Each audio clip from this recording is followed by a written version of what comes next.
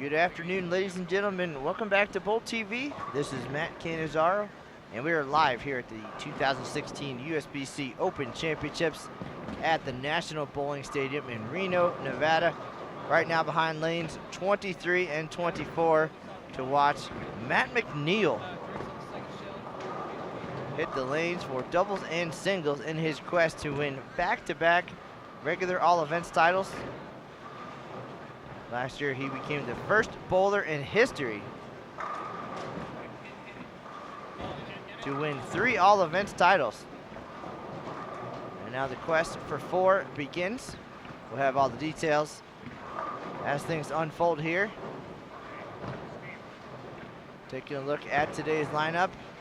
On lane 23 right now, shooting that wacky spare, USBC Hall of Famer Sam Lanto. He's got a pair of titles here at the Open Championships, 2002, 2006. Team all events with Lynn's Lakers.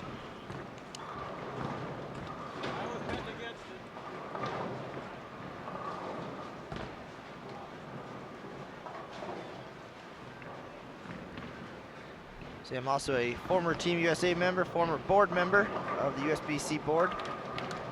Also 4th on the all-time average list for 20 years and number 1 on the 30-plus lifetime average list.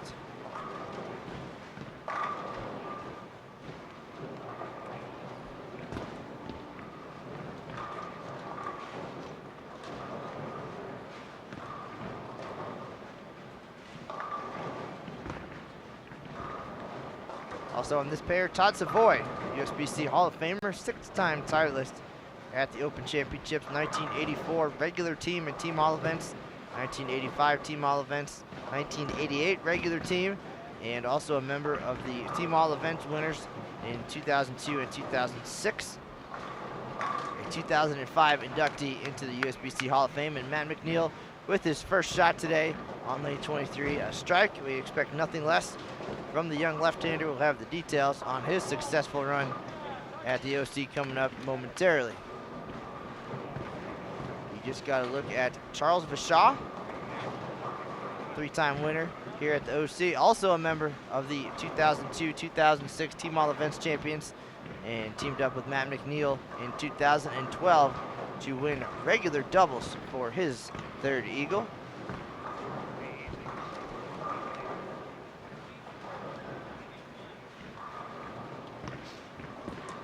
Also on this pair, John East had a 300 in doubles in 1993. Also a member of the 2002-2006 Lynn's Lakers Team All Events champions. And this is his 43rd tournament, so the veteran of the group, leading the way, a 208 lifetime average for 42 years coming in. And finally, the youngster Ryan Burr, his 9th tournament, 211.8 average, had a 299 game back in the team event in 2013.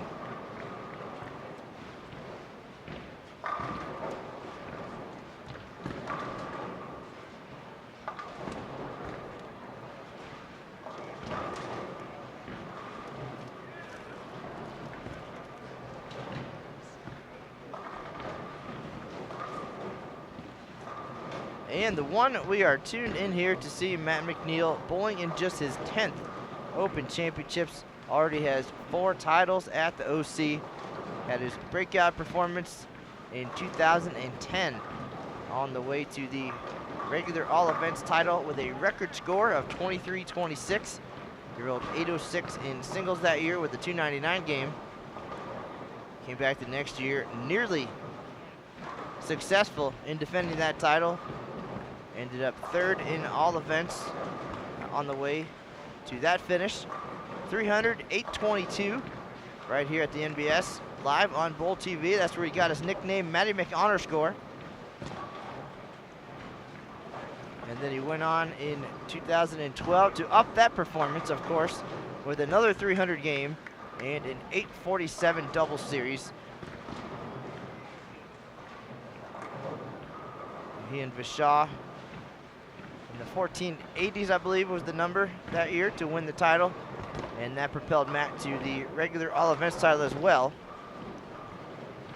with a 22.02 total. So Mr. McNeel, a mediocre start to his career in 2007, had 1891 with a 782 single series. So that was our first chance to sit down and chat with the left-hander. Came back in 2008, 1858, 1839 in Vegas in 09, and then it happened.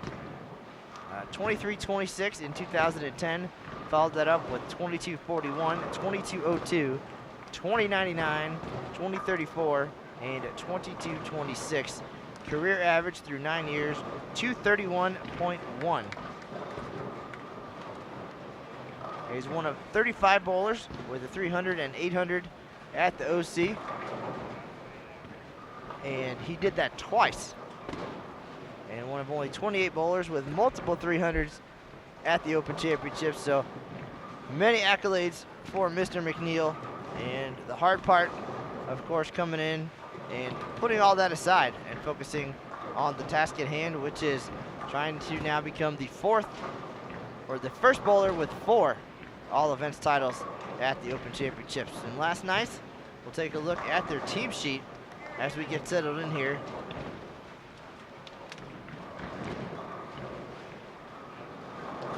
For Linz Lakers 1, made a run at the top spot in a regular team event, came up a little bit short.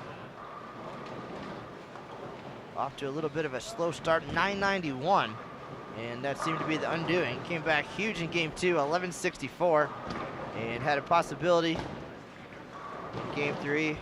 Finished with 1032, 3187, which is 5th overall. So a nice head start for team all events, but I have a feeling not the team finish they were hoping for. But an opportunity to use that as motivation here for doubles and singles. Lineup from top to bottom last night: Sam Lanto, 629. Ryan Burr, 659.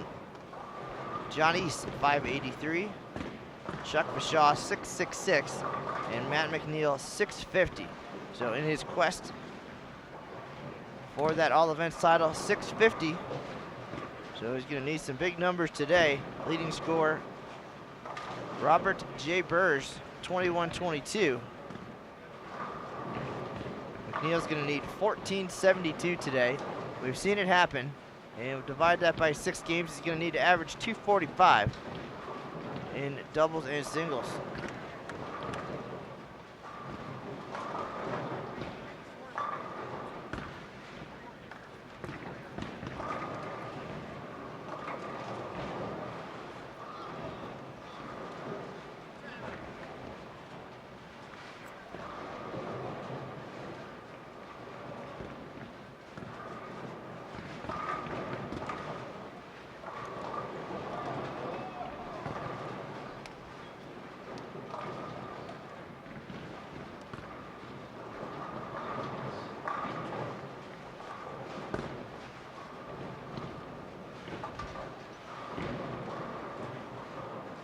So here's McNeel, 2 for 2 so far.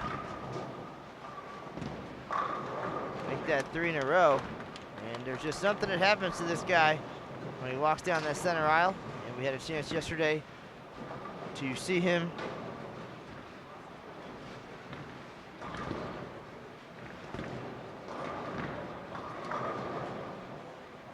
chance to go behind the scenes and see the award presentation and what it's like behind the curtain for the defending champ. And no matter how many times you do it, you still get the adrenaline and the nerves and lose a little bit of color in the on. Champion, of course.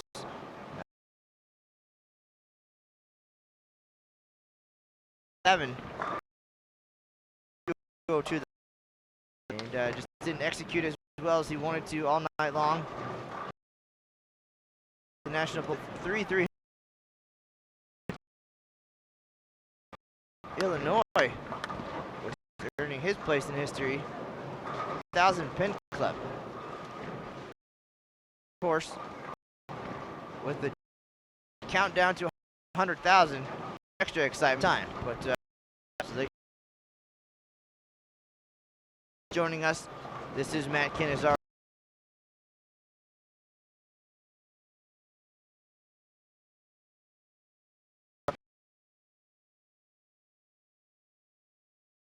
Singles average.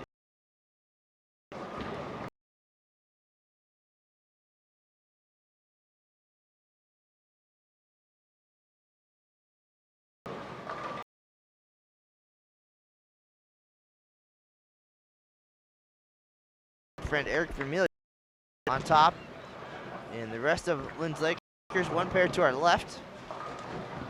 They shot 29-67 last night. Tom Corbett, 566. Gary Green, who has a 300 game here, 545. Youngster Joey Robillard, 572. The Hall of Famer Todd Savoy, 613. And Luke Voigtlander, who you saw roll a 300 game here on Bold TV, 671. So a lot happening here. Try to keep you updated on everything. Last year, Vachon and McNeel made a run at doubles, got just over 1,400. Wasn't quite enough, as 1409 ended up being the winning number, so 1403, not quite enough. McNeel goes high in the 5th frame, leaves the 247 for his first miss of the day. If you have any questions for us or anything we can do for you, just drop a note in the chat room. If you want to see that behind the scenes Matt and McNeel footage from last night, or Frank Clay reaching 100,000 pins, you can visit the official Open and Women's Championships Facebook page. Had both of those items on Facebook Live, so a very cool platform there that we've used a few times so far this year as we get ready for next year without live streaming. McNeel trick shot on the 247 to stay clean here in game number 1.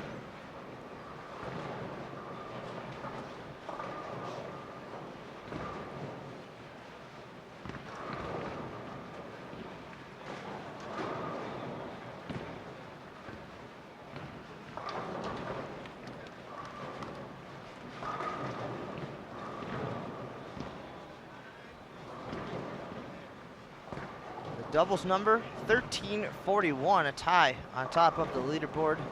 Matthew Zitnick and Jason Bowles from Ohio, and Andy Mills and Nick Heilman, members of the 2012 regular team champion, knotted up at 1341. We've had quite a few close calls in doubles this week, but nobody could quite get there. Seems that game 3 is the wild card, so a lot of great sets through 2 games. And then things get a little strange, and the struggles in game 3 have kept that number atop the leaderboard safe.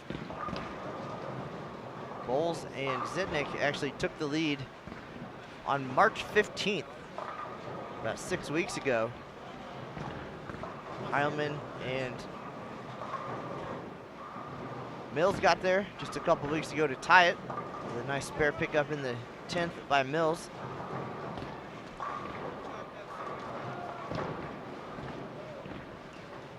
We'll see if any of the Lakers can make a move on that number, 1341.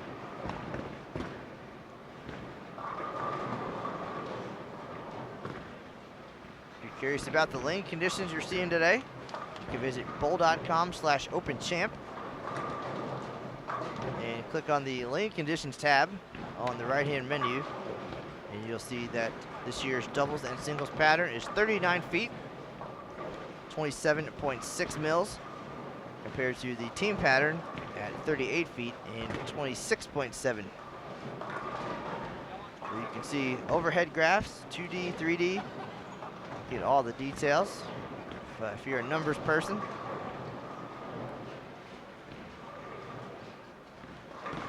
Again, if you're keeping track at home, Matt McNeel had 650 last night in the team event. We'll need 1472 in doubles and singles today to get back on top of all events. Off to a nice start here with 4 out of 5. First game of doubles.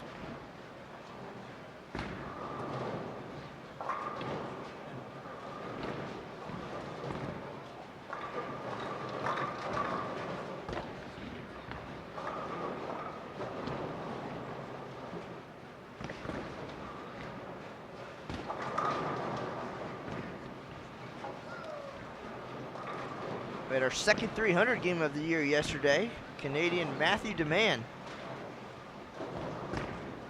shot 300, his final game of singles. 741 set, just outside the top 10, but now a part of tournament history with that perfect game. Tim Jans had the other one on April 15th on the way to a 770 single set. So he's hanging around the top 5 right now.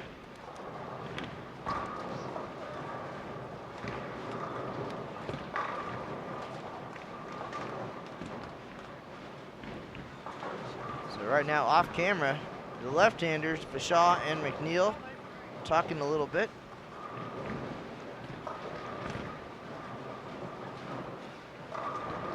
In their doubles win in 2012, McNeel again had 847.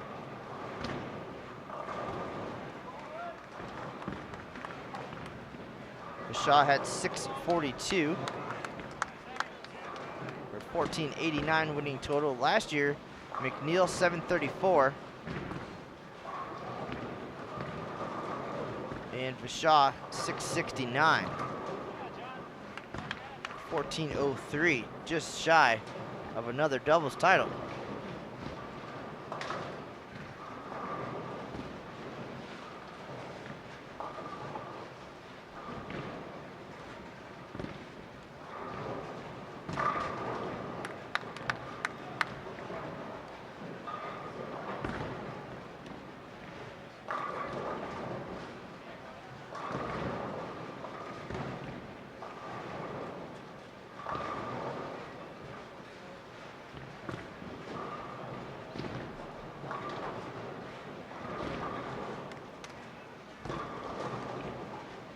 Here's Bashaw, just one strike so far in game number 1. We'll see if their chat helped. McNeel looking on. And Bashaw light again. 3-5-6. Tough spare.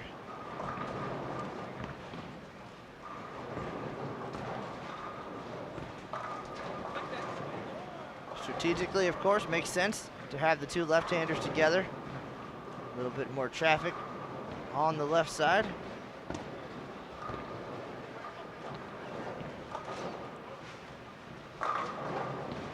McNeel didn't like that shot. Ring 7 though.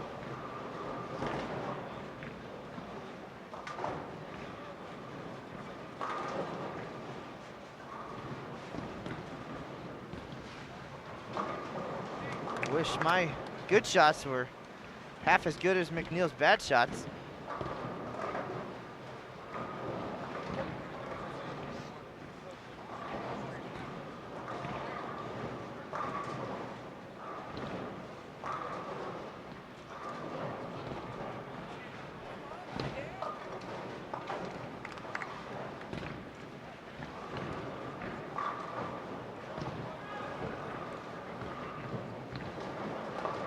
Nice crowd online. A lot going on in the bowling world today, so we appreciate you stopping by, giving us part of your Sunday afternoon. This is Matt Cannizzaro, live at the 2016 USBC Open Championships behind lanes 23 and 24 here at the National Bowling Stadium.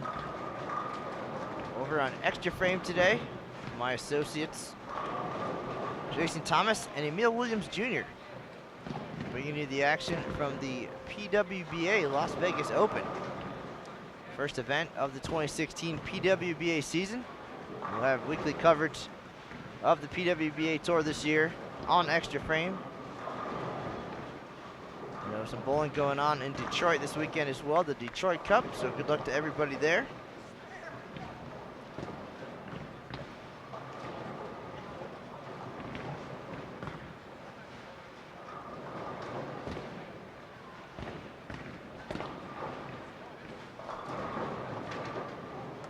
Thank you, James, in the chat room for the kind words and the support of the Bowling Academy.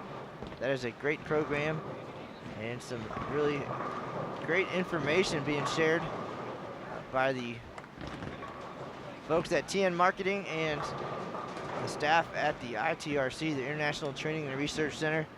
Kim Kearney, Rod Ross, Carolyn Doran Ballard, Stephen Padilla, A lot of great info and different videos, and it looks like you checked out the left-handed ones. But pretty much something for everybody there. Check that out, the Bowling Academy. Subscribe, and hopefully it will help your game.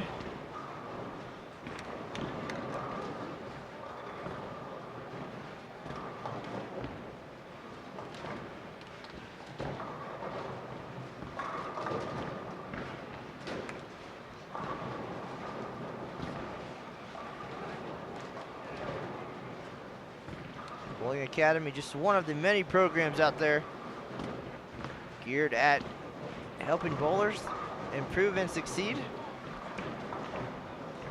Definitely encourage you to check that out. Check out bowl.com for all the great information out there. You asked the question, what does USBC do for me? There's two answers right there.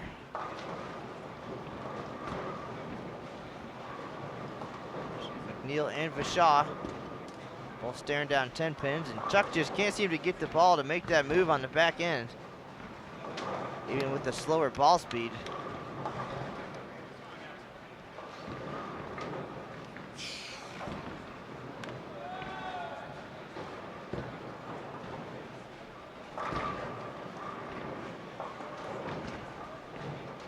Nice crowd on site here in Reno as well to see Matt McNeel do what he does, and it's been a pretty unbelievable run the last half of his career here. This is just his 10th tournament. Already has 4 Eagles. And since 2010, all events totals 23-26, 22-41, 22-02, 20-99, 20-34, and 22-26.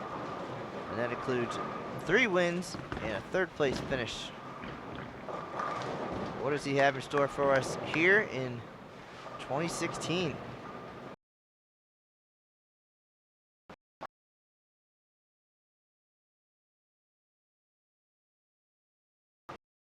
Here at the NBS this year, working at the Bowlers Journal Championships down on the high end. Greg, also a member of the 2008 Team All Events winner in Albuquerque, Fox Bowl. If you'd like to meet Greg's doubles partner, we call him Boo, stop by the Bowlers Journal down on the high end of the National Bowling Stadium. The last 14 lanes, showcase lanes. That's where the practice sessions are located this year, as well as the Bowlers Journal, which features this 39-foot doubles and singles lane condition. So if you're curious on how it's going to play or want to get a good game plan going, go see Boo at the Bowlers Journal and bowl a squad or two.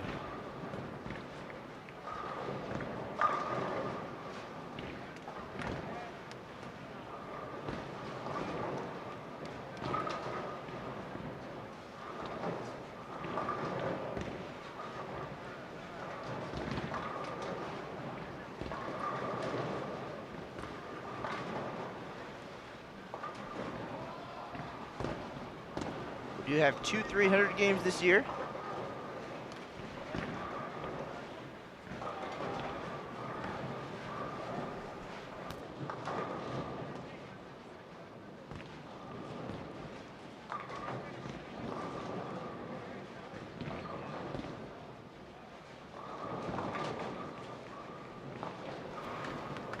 We do have 2 300 games this year. Tim Jans rolled the first one back on April 15th. He's a member of the 2014 Team All Events champion. Jans' home improvement. And we had our second one yesterday, Canadian Matthew DeMond. Both coming in singles.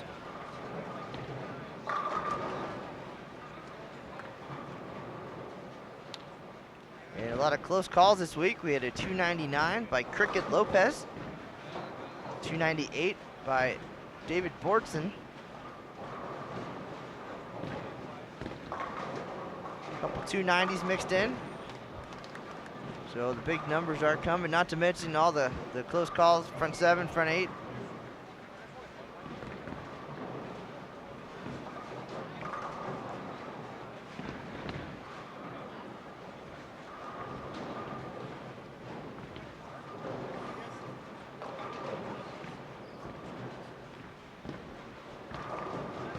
10th frame, game 1 of doubles.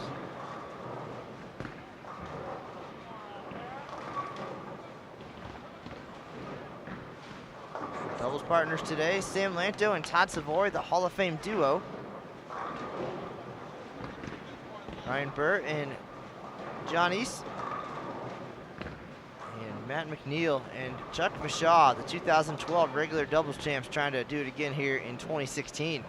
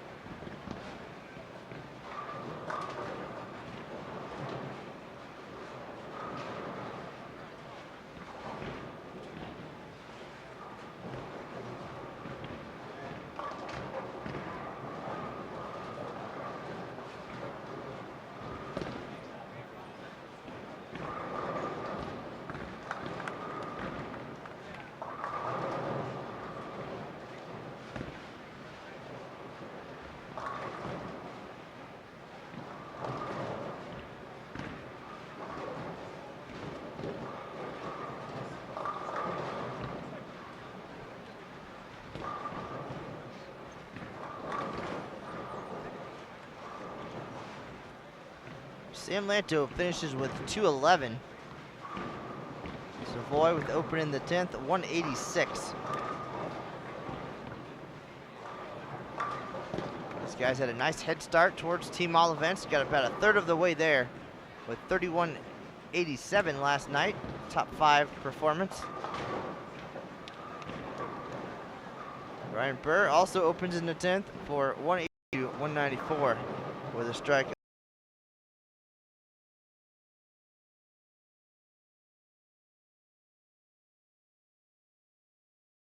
Luke Voklander, National Bowling Center.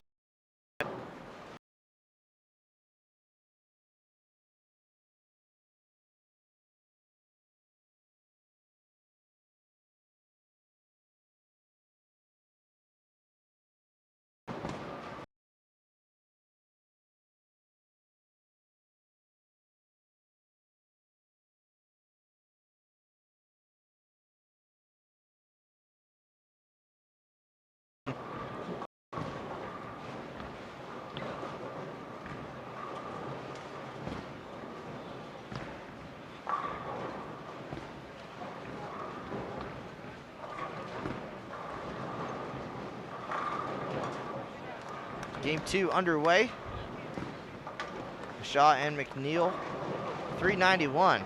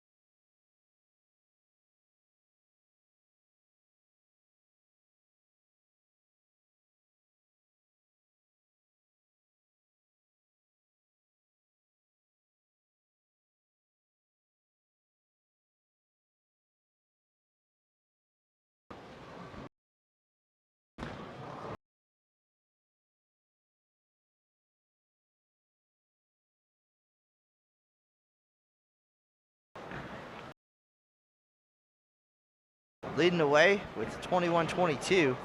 Also our singles leader at 8:15. The doubles number, a little less intimidating. 13:41. A tie at the top of the standings. 13:25 will get you in the top 10 here at the National Bowling Stadium.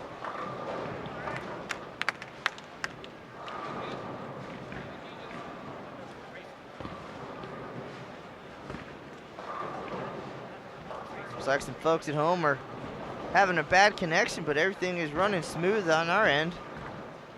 So go ahead and try to change your setting there. The gear shift looking setting icon underneath your video window. You change the quality all the way up to 720 HD.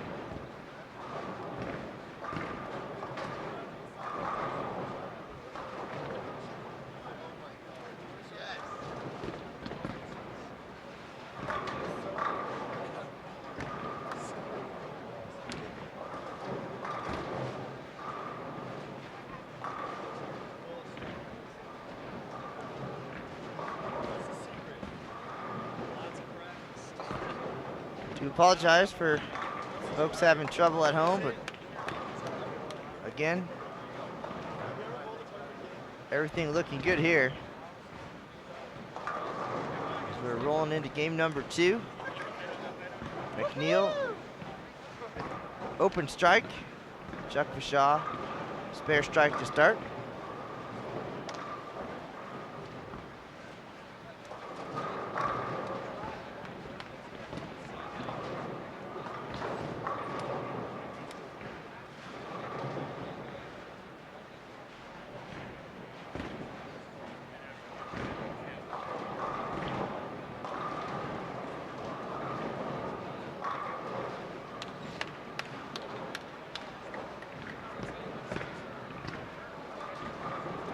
All right, here's McNeel up on lane 24. Back-to-back opens on this lane. See if you can get situated and figure out what's going on there. And a great shot for the left-hander for the double. It's a very unique ball roll.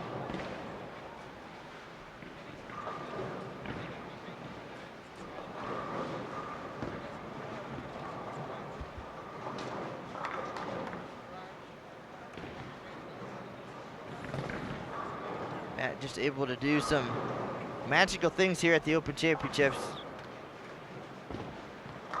It's like a switch goes off when that curtain opens. See if we can keep the streak alive or just get up to that 2,000 number again here in 2016.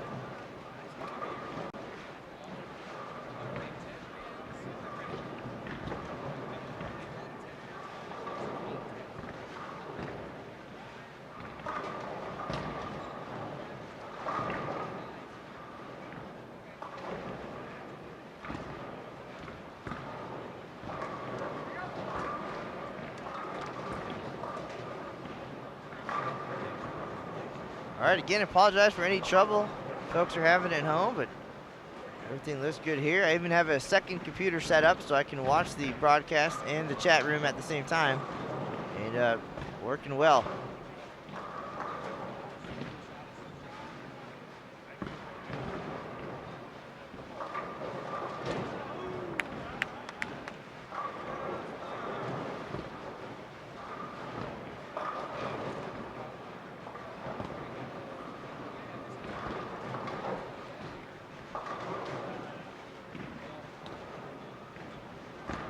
Strikes on the board here for Linz Lakers 1. A little bit of work to do.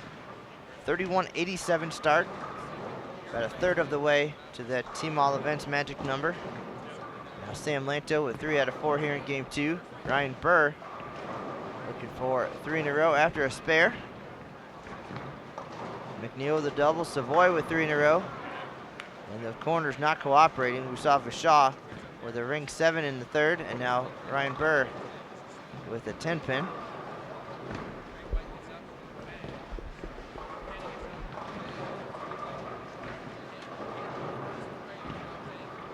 If you're just dropping in, this is Matt Cannizzaro live at the 2016 USBC Open Championships. Thanks for tuning in on this Sunday afternoon. Chuck Vishaw appreciates it.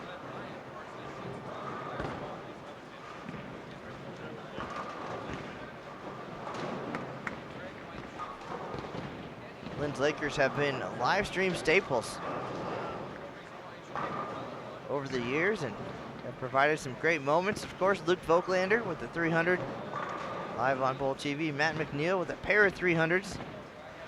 Also 822 and 847 in 2011 and 2012 respectively.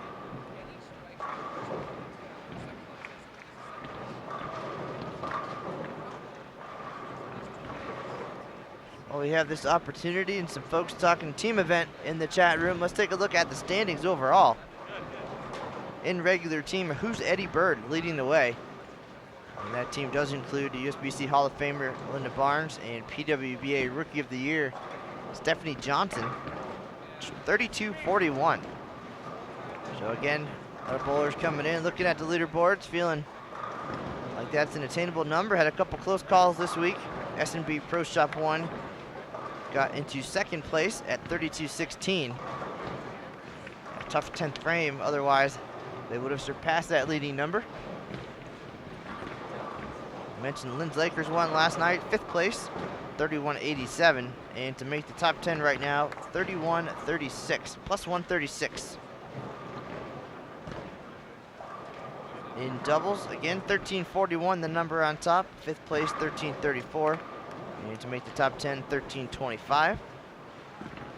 Regular singles, 8-15, your leader, Robert J. Burrs. 5th place, 7-64. And to crack the top 10, 7-46. Regular all events, we had some movement this week. Joe Massey went 742, 757 in doubles and singles to get to second place at 2086. Robert Burrs holding on at 2122. Then yesterday, Justin Crumley from Washington, Missouri, big day. 688, 652, and 735 singles finish for 2075. And to make the top 10 in all events right now, 2031. Team all events seeing some action this week as well. Junior Team USA Support 1, the defending champs, still on top, 96-72. That S&B Pro Shop team moved into 4th place at 95-87, just one day after Crankers Aren't Us made a run at the lead, moved into 2nd place at 95-99. To make the top 10, 93-48. So Lynn's Lakers already halfway there. Still a long way to go here. Game 2 of doubles, just past the halfway point.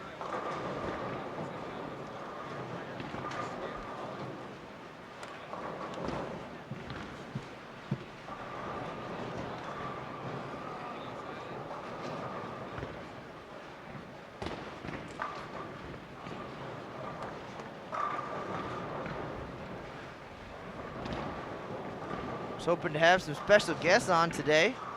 Got some USBC headquarters folks in town. Mike Larson oversees the association development and relations and some of the membership products. Was hoping to have him come on and chat a little bit about the recent USBC convention. Also some celebrities in the house. Former Major League Baseball pitcher John Burkett, now an avid bowler and a member of PBA 50 tour in town. Saw him bowl in the Bowler's Journal last night. Had the front 8 to get my attention and had a shot at the lead going into the final few frames. Didn't quite get there. Maybe he can come on and talk about his time on the senior tour and his preparation for this year's event in Reno. If we can catch up with him, certainly we'll have him on.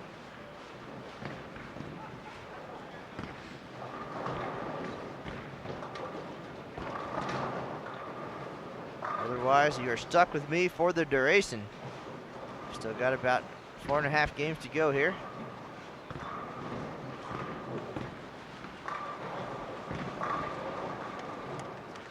First shot from Todd Savoy, the 6-time champ and Hall of Famer.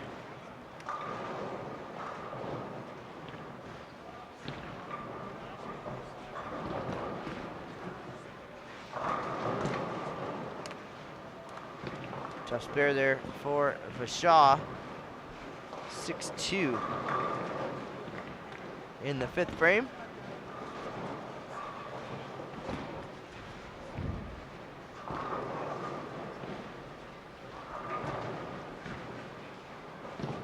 If you missed any of today's broadcast or want to go back in the archives and see some of the magical McNeel moments, you can do that.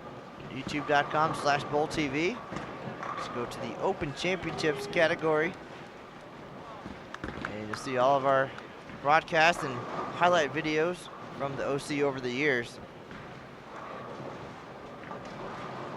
If you go back to 2011, McNeel's 300, 822. 2012, 300, 847. Catch their team event, it was either 13 or 14. 2011, sorry. Luke Voklander with the 300 game. We've been at this for a while. Live streaming at the OC dates back to 2010. And a lot of memorable moments over the years.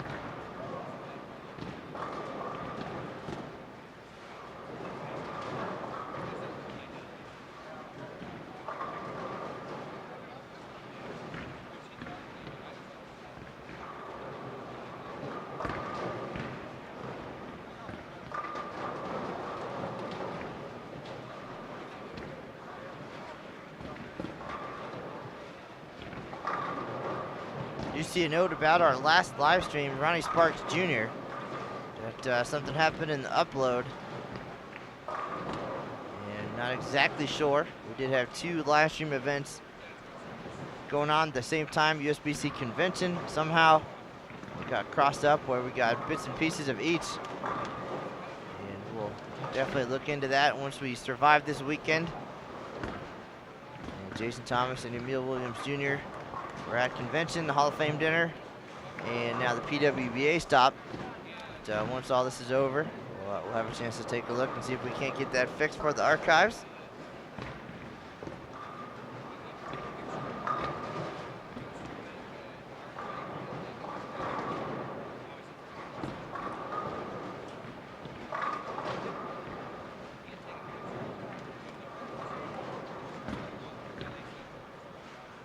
Now a handful of strikes for Lynn's Lakers here in game 2. Seems to be a bit of a roller coaster. Can't get everybody on board here just yet. Ryan Burr, McNeel, and Savoy striking.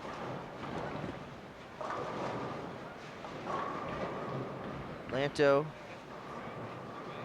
East, and Vashaw now struggling.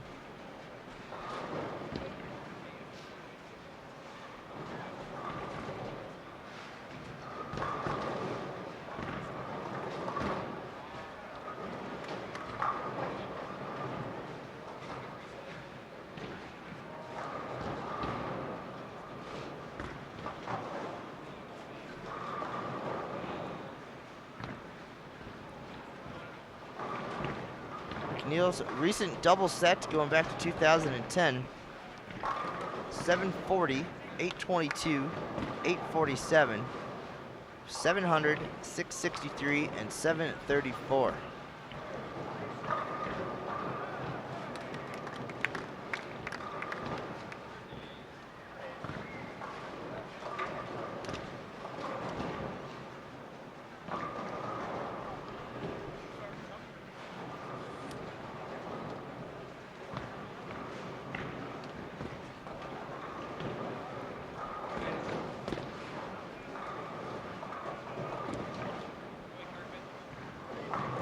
Ryan Burr with the 5-bagger.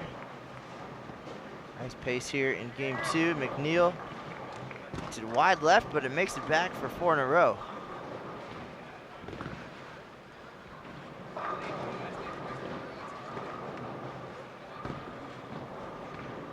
Thanks to everybody who just joined us. And if you missed any of today's broadcast or planning to step out early, hopefully we'll have the entire 6 games in the archives on Bowl TV later today.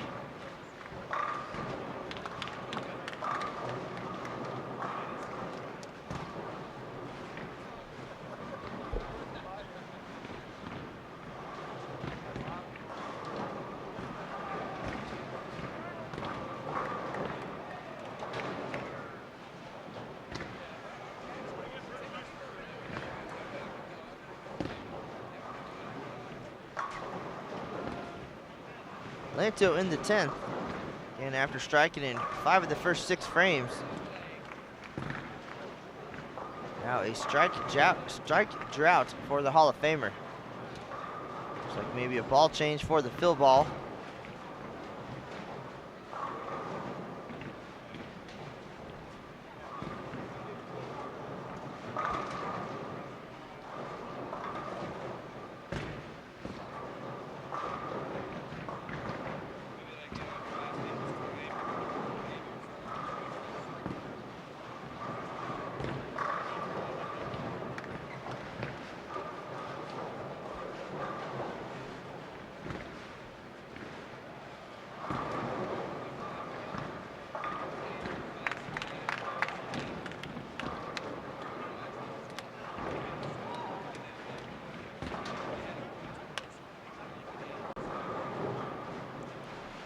So Lanto strikes on the fill.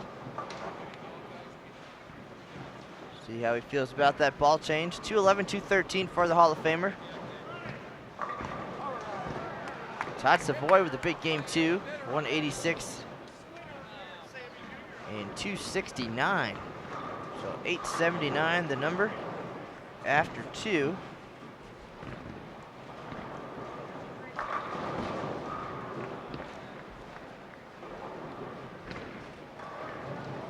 Get the calculator out here in a minute. They're going to need 462 in the finale to take the lead.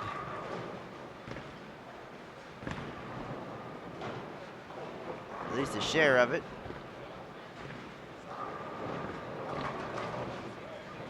.462 to tie. 463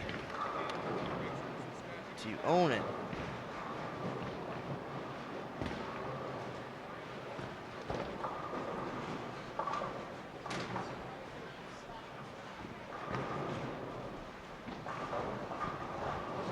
Ryan Burr also will be in the 260s here after a 185 start.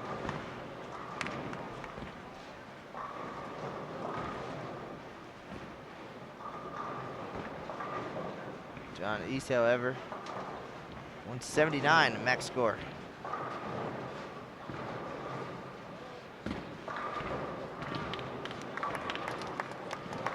.268 for the youngster. 453 after 2. Lanto 424. Todd Savoy 455. And here's McNeel. Still has 243 out there.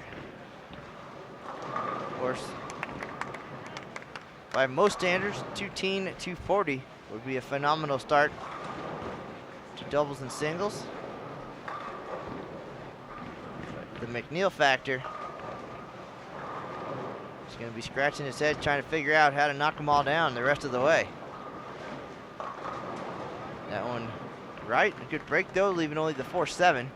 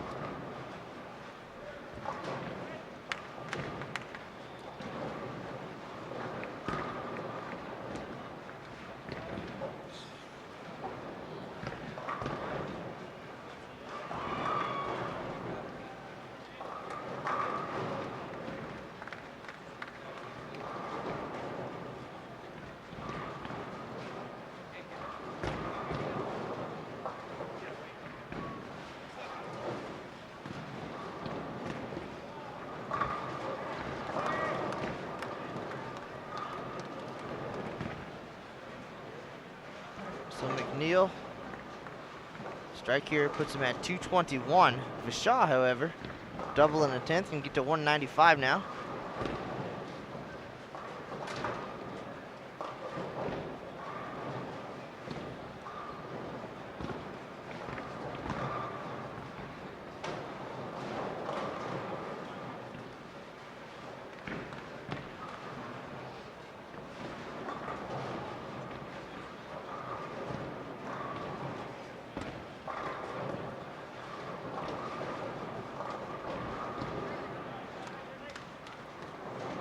Neal 219, Shaw 195. They're at 805.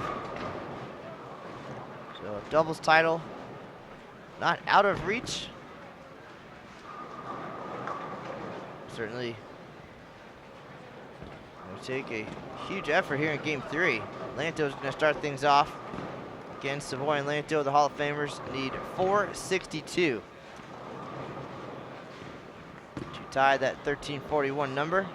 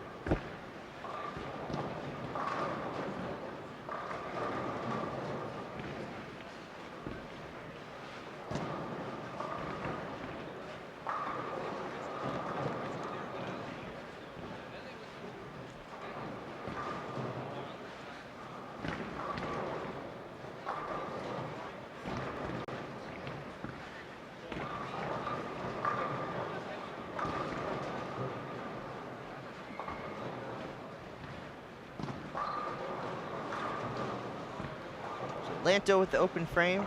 Savoy, only one to strike so far in the doubles finale.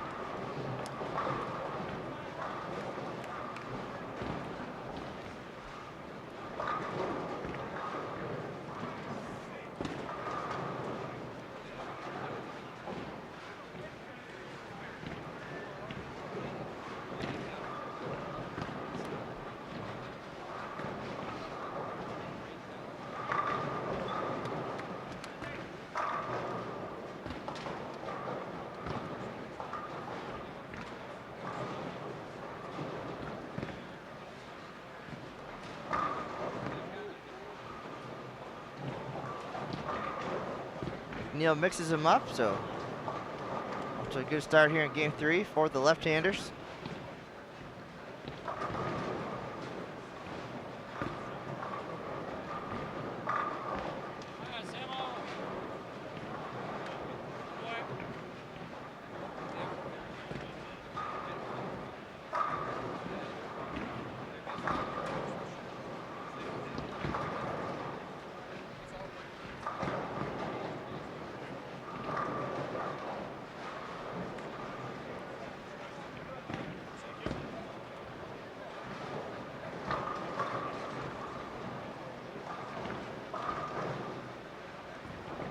Looks like we have another doubles pair.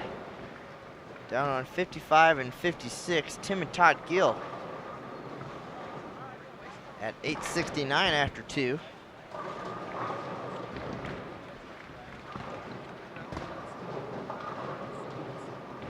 So they'll need 472 to get to the top spot. 10 pins behind Lanto and Savoy.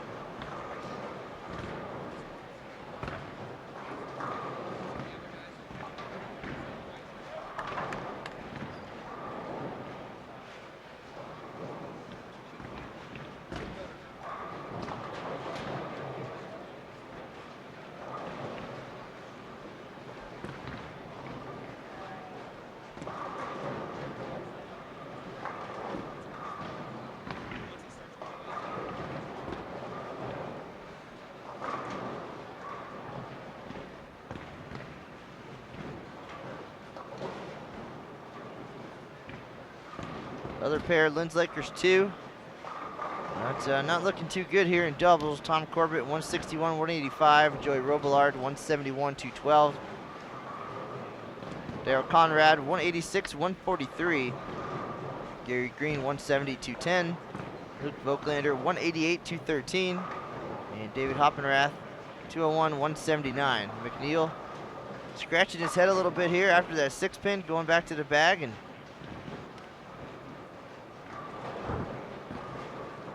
we'll see. Perhaps a ball change here coming up.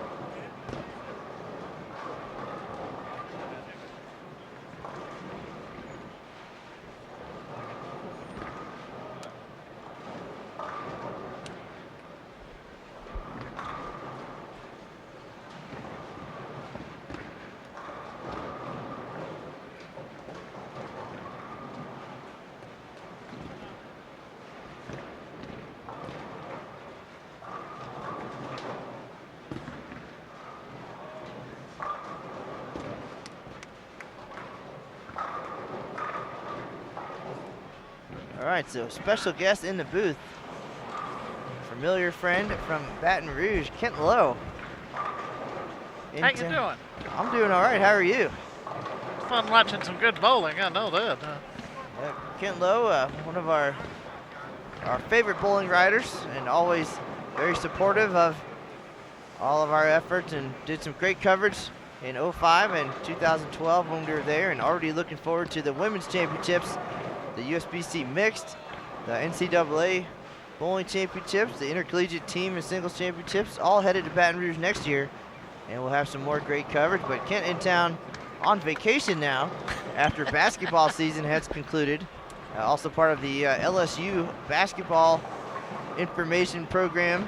And now taking some time to come out and enjoy the Open Championships experience. And Kent has been fortunate enough to see quite a bit of action so far over the couple days he's been here, including our second 300 game yesterday afternoon, followed by, of course, Matt McNeil's award presentation and a run at the top 5 here for Lynn's Lakers, and then 100,000 pins for Frank Clay. So it's been pretty good, Kent. What do you say? You told me Saturday was going to be huge here, but I mean, I didn't know it was going to be that huge to see the 300 game taking place, and then the deal with Frank Clay was just absolutely phenomenal last night. I mean, all his family there, and I've never seen whiteboards counting down to 100,000. There were a couple of people with big whiteboards that they were keeping a running total of it, so everybody in the house knew what was going on. And the way everyone appreciated the milestone, I think, was what impressed me the most. And he looks like he could go a little way past 100,000 the way he was throwing the ball last night. Well, they made a huge deal of his 60th a couple of years ago here at the NBS. That special shirts made, and a nice contingent again last night. The whole family coming to town and making it really special. And we had that for you on Facebook Live. In case you missed it, you can visit the official Open and Women's Championships Facebook page, and you can watch the final couple frames there as Frank Clay makes his move towards 100,000 pins. And a great moment. The entire squad stopped bowling. It was just about wall-to-wall, 1 through 60 here. And you just saw a sea of bowlers looking on as he got to that moment. Needed just 2 pins in the 7th frame of Game 3. I don't know if it'd been like the 10th frame, I'd have been so nervous. I'm not sure what would have happened, but it was fun to see. Those are the things that, as a bowling writer, when it was in Baton Rouge, you certainly enjoyed those moments. The 50 years. I was trying to think back. I guess it would have been our man 61st maybe when he came to Baton Rouge, or 60th maybe when he came to Baton Rouge. Our man was 71. Let's see, 2012. No, it'd been 60. Well, back in 6 maybe. Back in 2005 for Still Thiel. Yeah. Was number 60 in yes. 100,000. Yes. In 2005, and then of course he reached record-tying 71 this year. And you got to visit with Bill Lillard for his 65th in 2012, 65 consecutive for our all-time pinfall leader. So you got pretty lucky there in Baton Rouge with some great moments. And Matt McNeel had a great moment in Baton Rouge as well. Of course, that 847 series in doubles with a 300 game on the way to a pair of titles, regular doubles and regular all events. And things not going as well here today for the left-handers, McNeel and Vishal, but a ball change and a great shot there on the right lane from McNeel. The duo on this pair making a run at it, the Hall of Famers Lanto and Savoy. They need 462 to tie for the lead here, 463 to have it all to themselves, and they've been there before. Todd Savoy with 6 titles here, and Lanto with a pair of Team All Events wins. So very capable, and we could see it all unfold here live on Bowl TV. Well, Savoy with that big game last game with the 269 put them in great position, and they're both on some strikes here.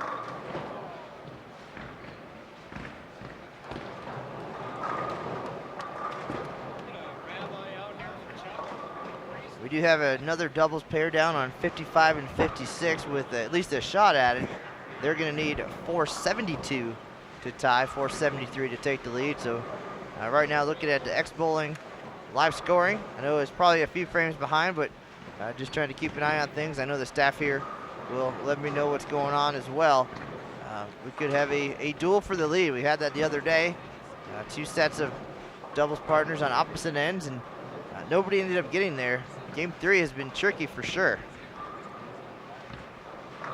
Well, I'll be looking at the classified numbers, Matt. So I'll be just trying to trying to hit some of those numbers this year.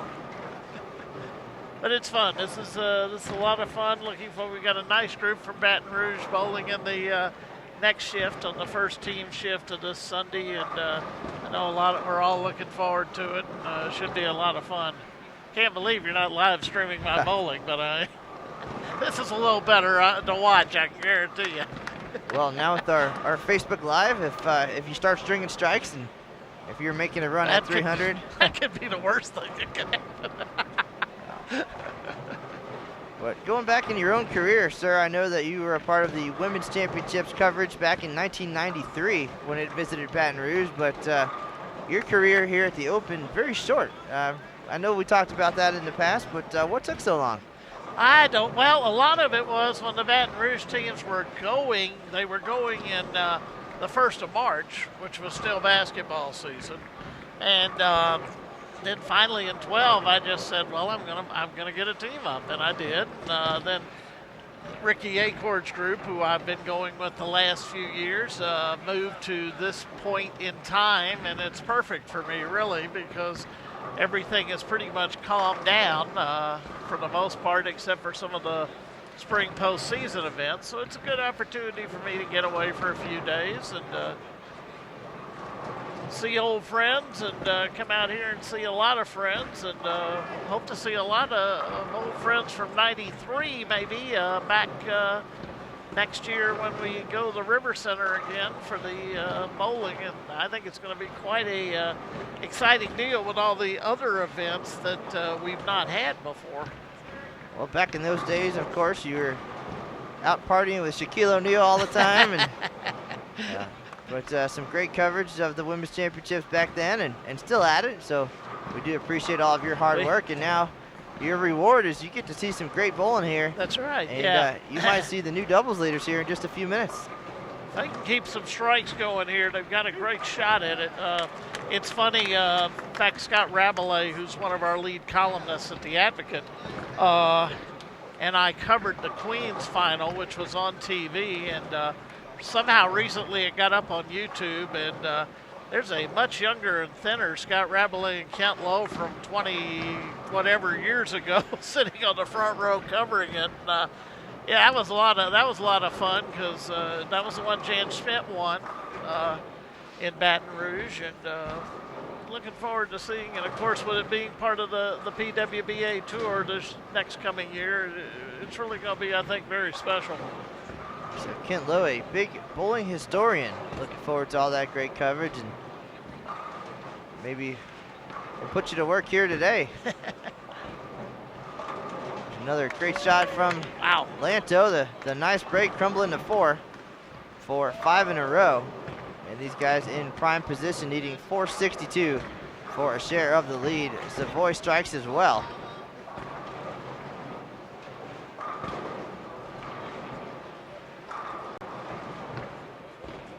So well ahead of the pace here, just halfway into game number 3. Yeah, a lot of pins that they can pick up right here.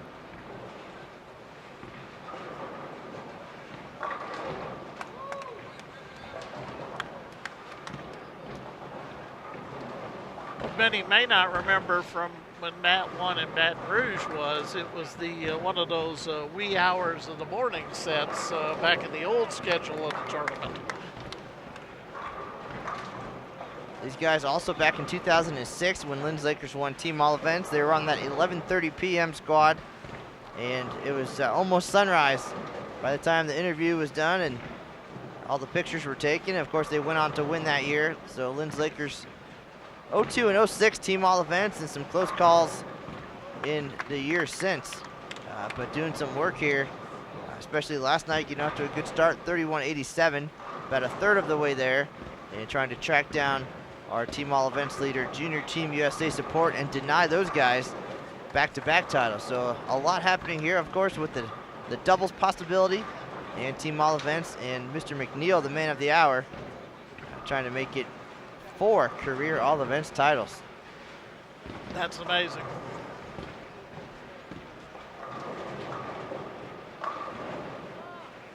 Wow.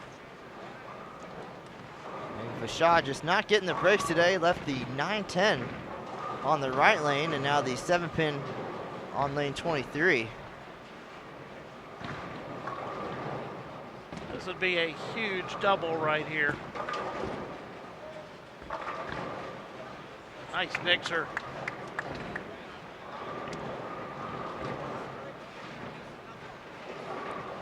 Our other doubles pair down on 55 and 6. 491 possibility. They need 472. So we'll keep an eye on that, but it might not be enough to catch Lanto and Savoy.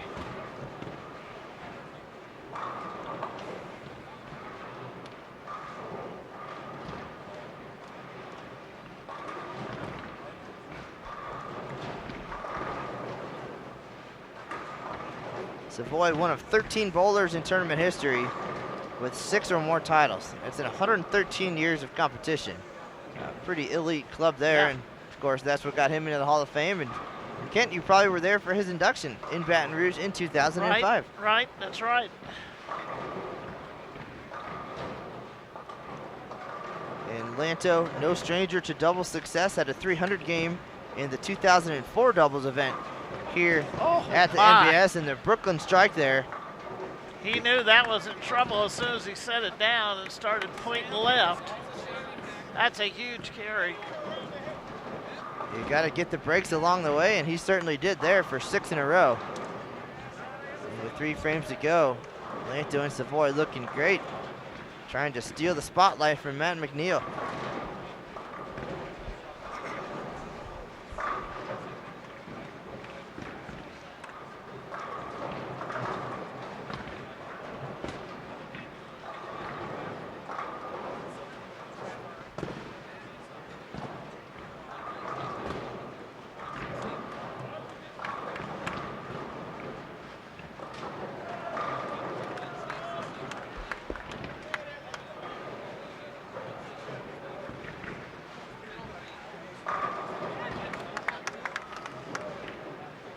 You love to watch, Matt, when you watch bowlers like this, is the ability to repeat shots. It's the ability to, time after time, make the play, make the shot again and again. And that's what's just so enjoyable to watch when you watch a group of bowlers like this. Well, Ken, our other doubles run has come to an end, so now it's all about Lanto and Savoy here on our featured pair. And these guys have had some magical moments on Bowl TV. Stepping up here again.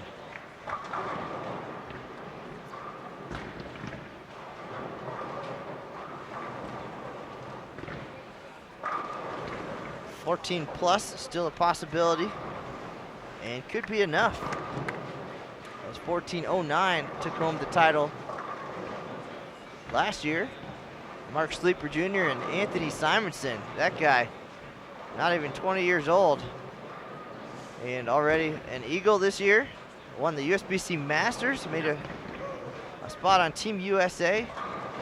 Bright future ahead for Mr. Simonson. We'll have them here on Bowl TV at the end of May for their title defense, but right now, Lanto and Savoy trying to put up the number for them to beat.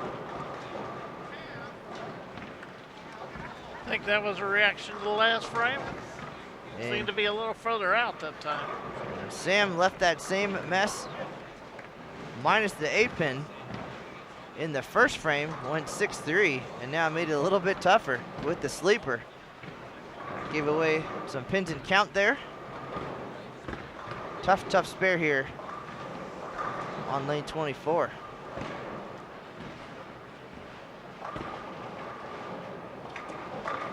Nice cover. Nice cover. Walked back and said, that's tough, huh?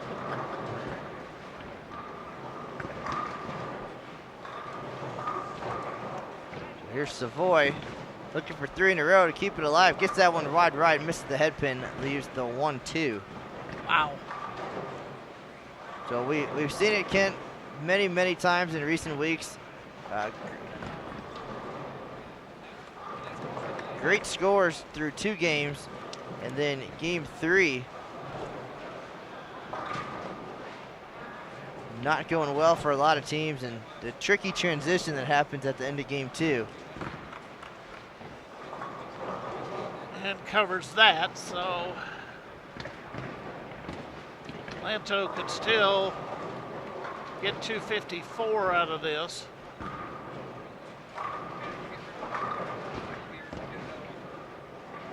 Well, a lot of pins lost there.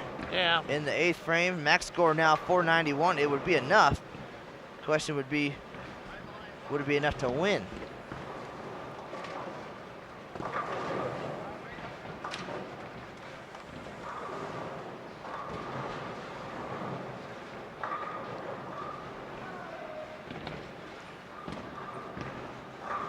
Looking back at yesterday's team event, again, Lynn's Lakers moving into 5th place at 31.87. Sam Lanto, 6.29.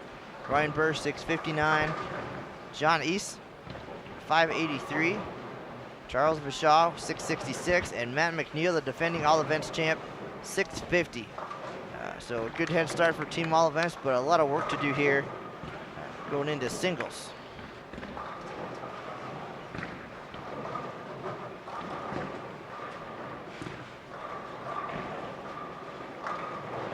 Yeah, Matt will come up for his 8th frame.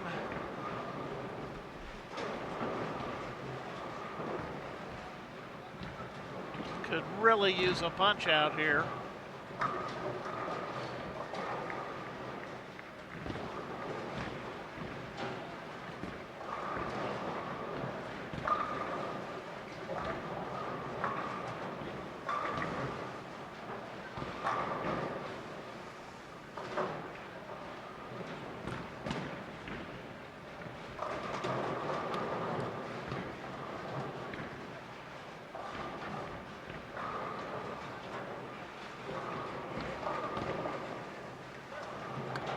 I don't know if he was real happy with it, Matt, but that one mixed well. Still gives him a chance to go out for 239. So there's no style points here at the OC. No, believe me. It all looks the same up on the scoreboard. As long as the computer puts an X down, that's a good thing. And especially for these two guys now.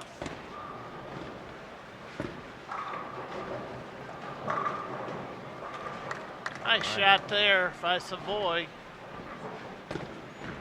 Savoy keeping the hopes alive there again, 491. 237 is what he could go out for. They can get to 1370, current leader, 1341, so they will have a chance going into the 10th frame, and there's going to be some excitement here at the National Bowling Stadium. Nice comeback by Lanto after pulling the ball on 23 and going way right on 24. Very solid shot there in the 9th.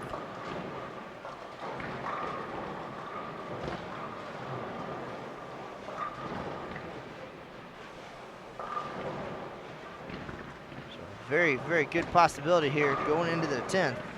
What's our lead number? 1341. They can get to 1370. Got a tie at that number, don't we? Correct.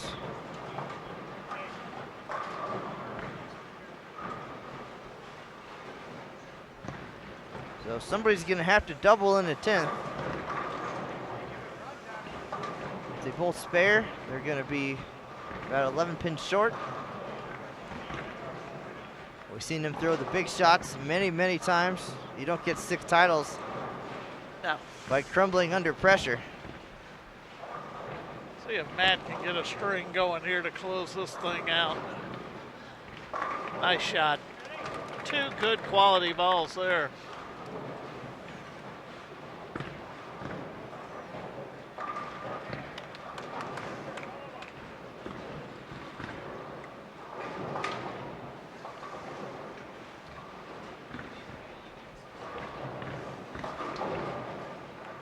Last year in regular doubles, McNeel and Bishaw came up just short.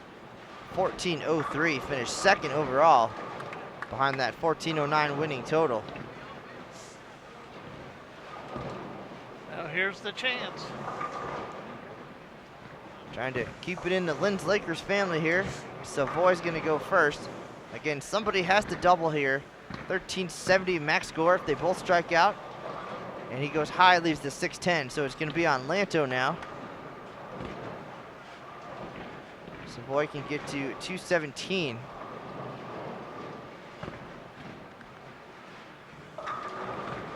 471 possibility. They need 463 to secure the lead. Oh my And goodness. denied by the 8-pin. Oh my. You can't throw it any better than Sam Lanto just did. And their doubles hopes squashed and ended by a stone 8-pin. Unbelievable.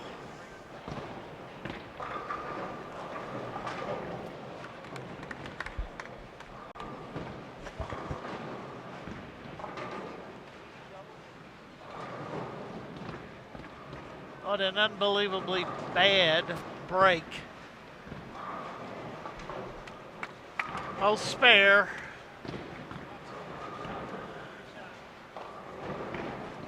Cannot throw it any better.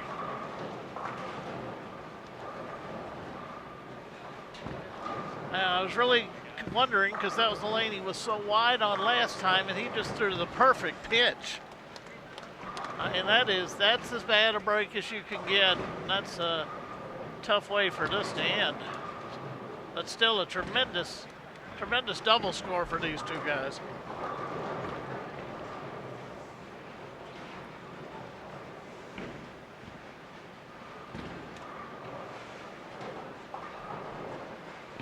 Savoy finished with 217, 672. Lanto, of course, it carries on the fill ball for 234. 658 total, 1330 as Matt said, 11 pins shy. What a performance. And coming back, of course, for Savoy after the opening in the 10th, the first game, and 269 in game 2.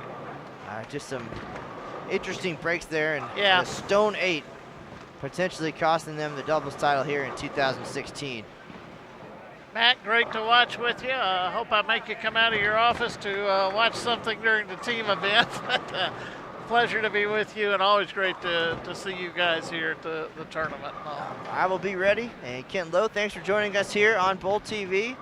You'll see Kent quite a bit next year in Baton Rouge for the USBC Women's Championships and all the great events joining that tournament at the Baton Rouge River Center. Thanks, Kent, and good luck on the lanes today.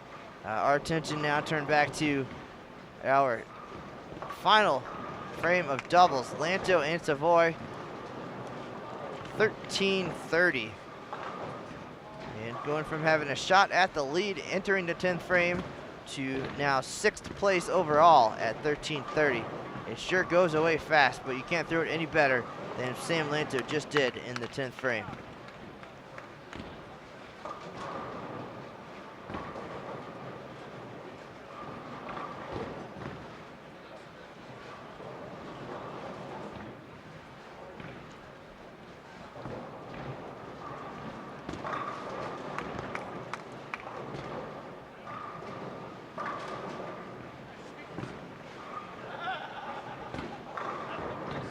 Nice 681 set for Ryan Burr. And John East, 1255, respectable number this year. Lanes are challenging. That's going to be a nice doubles check for them. East with 574 in the effort.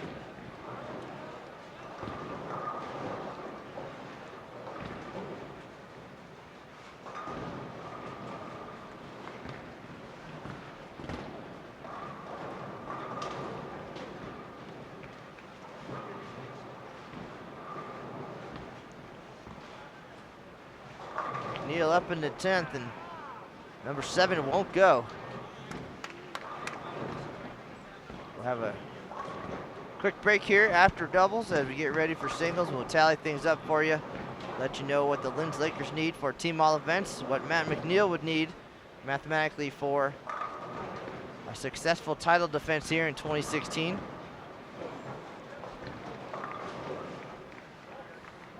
The shot goes high after getting the first one in the 10th frame.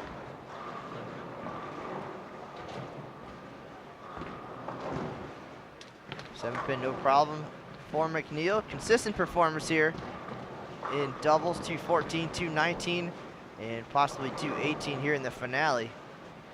But a lot of head shaking and head scratching. Gonna have to figure something out going into singles, and wouldn't be the first time we saw McNeel bounce back with a big singles performance. Did it in 2007, 549, 560, 782. And we saw it again in 2013 in his last all-events title defense, 612, 700, and 787. As Bashaw finishes with 576.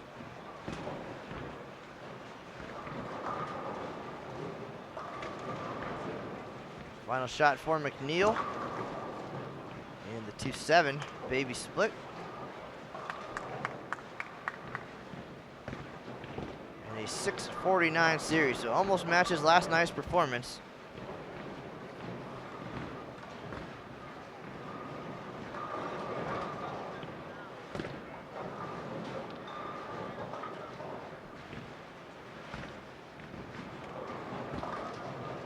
$31-38 for the Lakers here in doubles.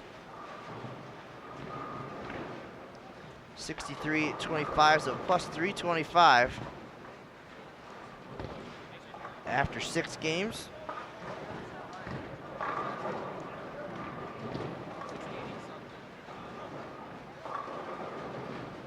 You're going to need 33-47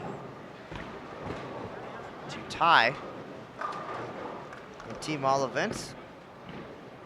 669 a guy.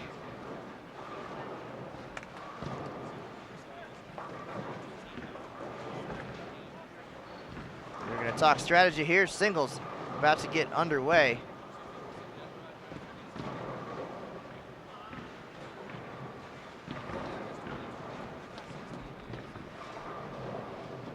With that, we'll have a station identification. We'll be right back with the calculations. Singles coming up now.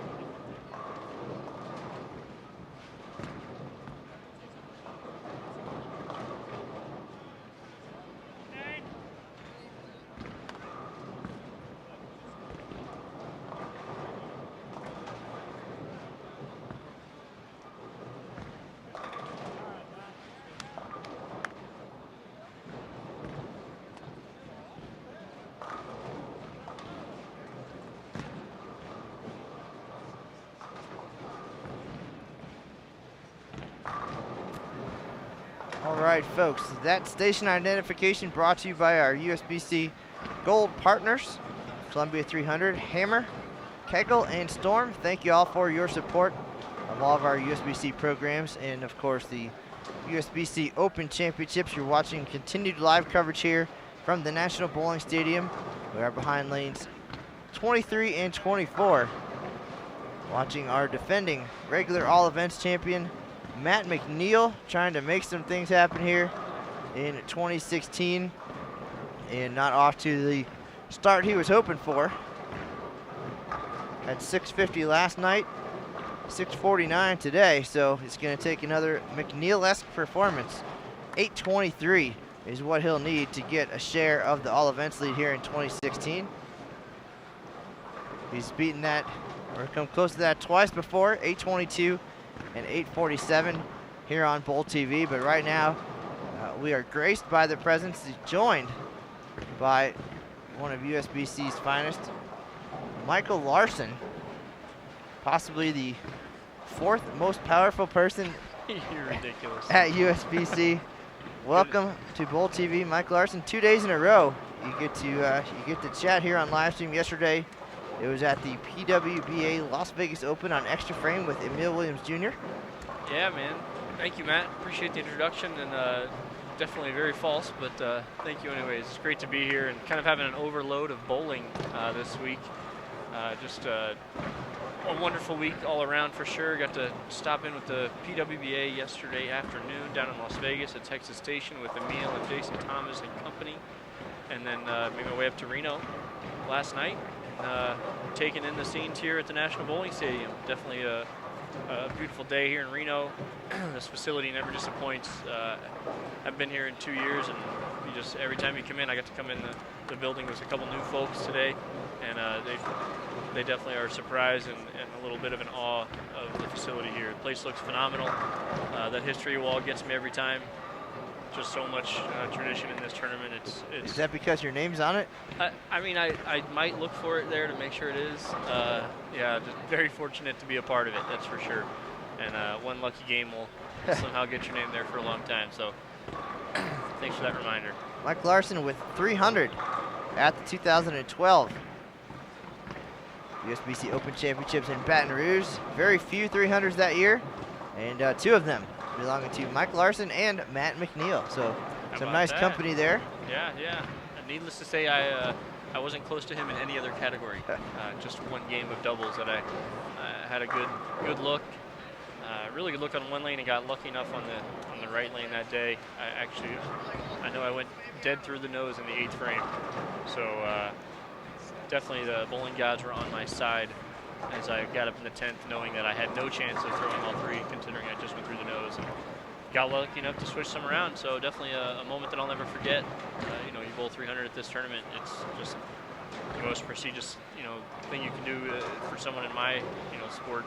Not a professional member by any means, not going to bowl on that level, but bowling with the team and the high fives that come afterwards, you don't get that very many places. So it was a special day for sure down there in Baton Rouge, one that I'll never forget. Well, now, we only had your 10th frame on video on Bowl TV, so you have the opportunity to tell that story however you want. For the rest of your life, you'll be announced, of course, in the squad room as a 300 shooter, but yeah, you have the ability to embellish that story any way you would like. Yeah, the official's going to say the same size. We'll tell the truth there. No need to act like I'm perfect by any means. It was a humbling day. I think I bowled like 590 in team the day before, so wasn't feeling great, as you might remember, Matt. And so definitely quite the surprise to come out with a good look in doubles. So these guys here had a couple great scores. I just came over and I was enjoying the practice lanes down at the high end of the house here at the National Bowling Stadium, so just made my way over. Turn it to Matt's point, we're talking about McNeel defending his all events title. Matt's one that definitely wears his emotions on his sleeve, and you can tell how he's doing at all times. He definitely looks a little sad with how he's bowling so far. Some frustration. He's probably got high expectations. He's bowled well in this building many, many times. I mean, he's, in my opinion, best bowler in this tournament the last 4 years. I mean, it's pretty hard to bet against that. So he's got high hopes, and this team is strong. You can tell that they communicate like crazy. He's bowling with one of the greatest bowlers in this tournament, Sam Lanto, USBC Hall of Famer. So you can just technician of the game for sure. You can see Sam working and communicating with everybody, and they take this serious, and it's awesome to watch. Hope you guys at home are all enjoying it. This event with a whole lot of history and tradition in Minnesota for sure, and Wisconsin. Matt McNeel grew up hearing the tales of the Minnesota Loons and the Linz Lakers, and a dream, a goal to bowl with these guys. When he won in 2010, he was kind of working his way up the ranks for the Minnesota teams. He was with the Linz Cedarvale team back then. And then graduated to the Linz Lakers. They liked what they saw and said, "Come on over here, young man." But Savoy, with the history, 6 titles, one of 13 bowlers in history with 6 wins at the Open Championships, going back to the Minnesota Loons days. 1984 team and team all events, 85 team all events, the repeat. Pretty cool to do that. Holy moly. Then team event in 1988. They always say the second one's the hardest, man. To do that, wow, that is quite an achievement. And then 2 team all events titles with the current group, or some variation of the current group, in 02 and 06. And now McNeel, Voklander, Ryan Bird, Joey Robillard, all the youngsters coming in to keep things fresh for the Lakers. Yeah, a lot of good players on these 2 pairs in front of us here.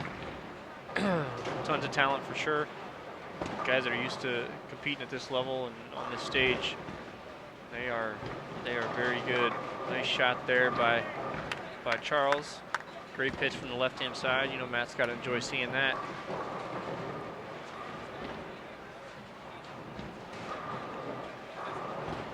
Just scrolling through the chat room here, we got a nice crowd online, and appreciate everybody joining us. Matt McNeel needs a big set, 823, to get a share of the all events lead here. That also would make him the singles leader. There you go. Robert J. Burrs had an incredible performance this year, 815 in singles, 21-22 for all events. At the time, helped his team into the lead in every event. His teammates Jason Bowles and Matthew Zitnick still leading, tied for first in doubles.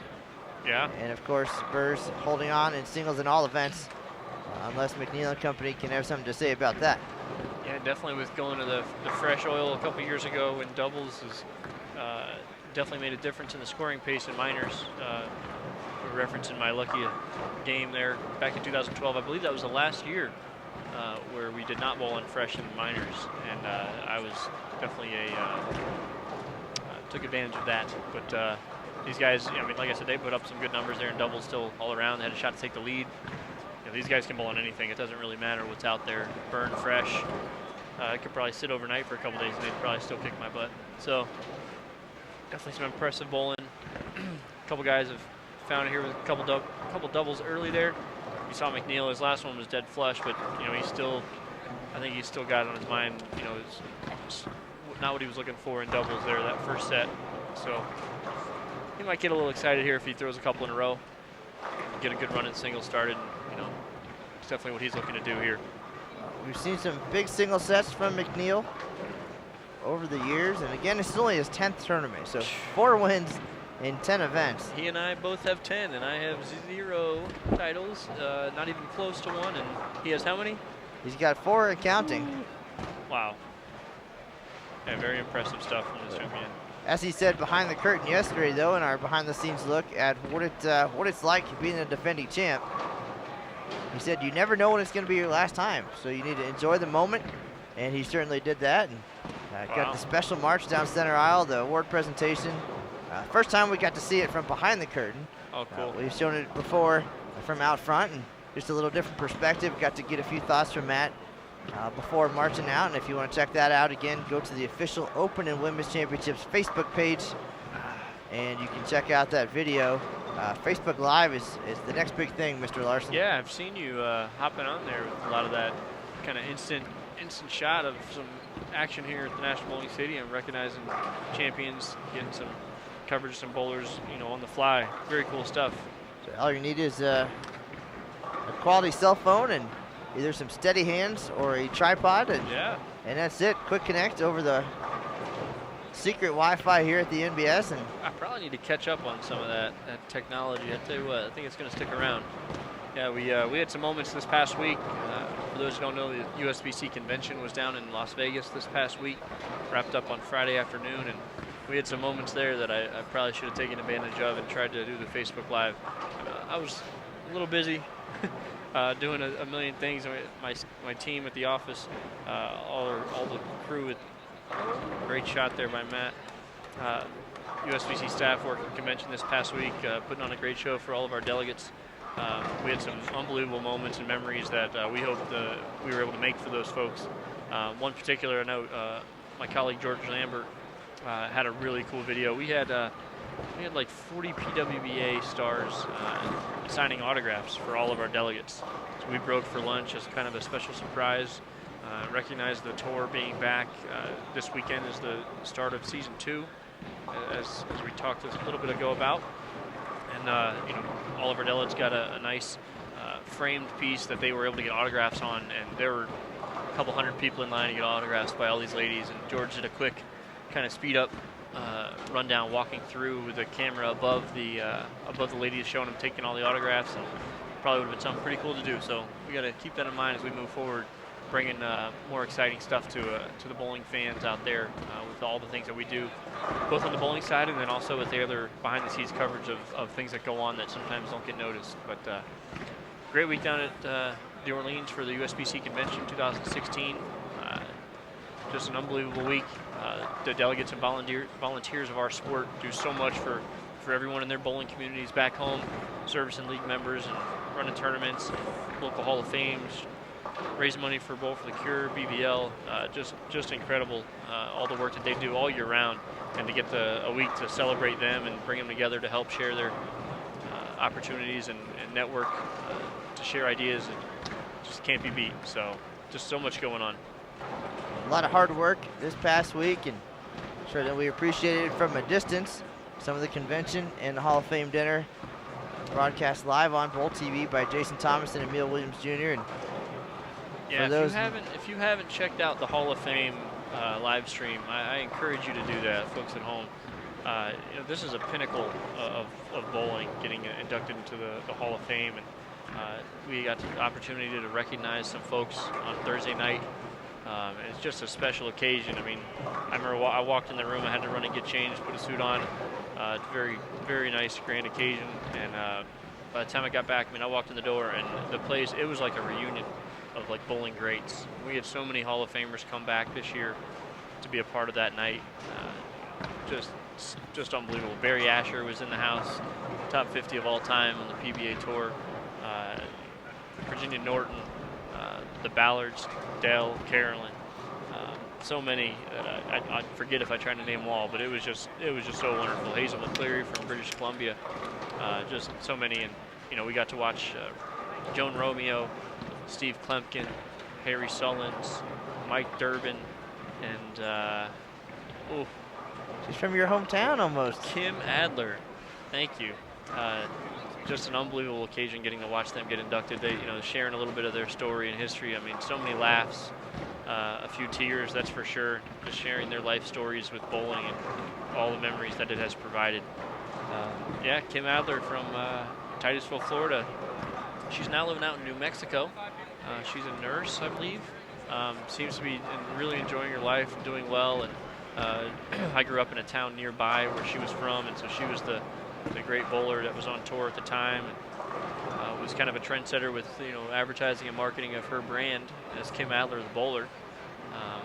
So set the trend for some advertising and marketing ideas within bowling, and so it was very cool to see her be recognized as well. So check that out on Bowl TV if you get a chance. Just phenomenal. These guys have, a couple of them found a little bit of a groove. A couple are struggling, hitting the pocket here as we move into the kind of the downside of game one here in singles. Most everybody's got a double or triple, but also a couple 6 counts and 7 counts.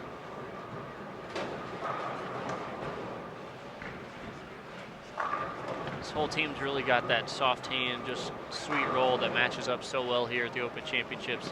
I was down there practicing a little bit, and it is just different. The ball just looks like it rolls differently here, in this building at this tournament. And these guys over the years have definitely shown that they know how to get it done. Just the talent and lane work. Mr. McNeel comes up high there in the 7th. Keep it clean here. He can punch out still for a nice game. So he gets a 240, so. Well, the pins certainly go away pretty quickly. We saw that with Ronnie Sparks Jr. Got off to a nice start at 243 in his title defense. Oh, wow. And then if you're trying to get that singles lead, 815 is the number, and not a lot of misses available for you. And Ronnie Sparks went 243, 217, and his day was done, but nice effort. 664 was his final number. And we had a recap of that for you on bowl.com. That's where all the news goes. If you want to check out the scores, the patterns, the webcams, you name it, it's on there. bowl.com/openchamp. You got a similar page for the women's championships and the mixed going on in Las Vegas right now. Aaron Smith working hard down there, bringing you all the news from South Point Bowling Plaza. Yeah, they're running a unique format this week, I believe, down there. Something a little different on the final. They've got the top 12 ladies are kind of split into 2 sides of 6 that will determine who will make the final TV show that will be taped during the USBC Queens weekend here back in Las Vegas in a month. So some great players down there. It was an unbelievable atmosphere to see yesterday. The best women bowlers in the world on the grand stage. It was awesome. A lot happening down in Vegas this year. Also throw in the USBC Senior Masters, Queens and Senior Queens, the ITRC Super Senior Classic. It's a busy time in Sin City. Sam. There's one of those breaks he was talking about. Carry, yeah. The Hall of Famers get those every once in a while. So he knows that it all evens out over the years and over the day. Yeah, that stone 8 in the 10th there. I heard, I wasn't over here yet, but I heard him talking to some of his teammates saying that makes up for the trip fours I had. So the grand scheme of things, he recognized it was a pretty great set still, even though he knew at the end that one would have been a big one that might have taken the lead. Well, a couple less breaks along the way, however, then not in that position. But all you could ask for is a chance to step up in the 10th frame with a shot at it and do the best shot he could. Stone 8, but now quickly turning the focus to singles and team all events. That's the biggie. Ooh, that was a big trip for Ryan. They're going to need to average 669 a guy here in singles. Has Ryan been bowling with this group for a while? He's got a nice compact game, a little more power, but definitely soft at the bottom. Gets through it real well. Ball reads the lane really nice. He's bowled well. Only 9 years into his career, the youngster had a 299 in team event back in 2013, but there you go. Still working his way into the mix here for Lynn's Lakers. 2 solid teams. And a little bit of movement back and forth and changing teams around over the years, but same solid group going back more than a decade now. Great additions of McNeel, Voklander, Ryan Burr, and Joey Robillard. Nice shot there, Matt. Didn't look like he liked it off his hand, but it peeled off the corner nicely and went dead flush. Well, I would be more than happy to throw it that terrible just about every time. Yeah, I bet you would. Fellow left-hander over here. Chuck up here on the same side.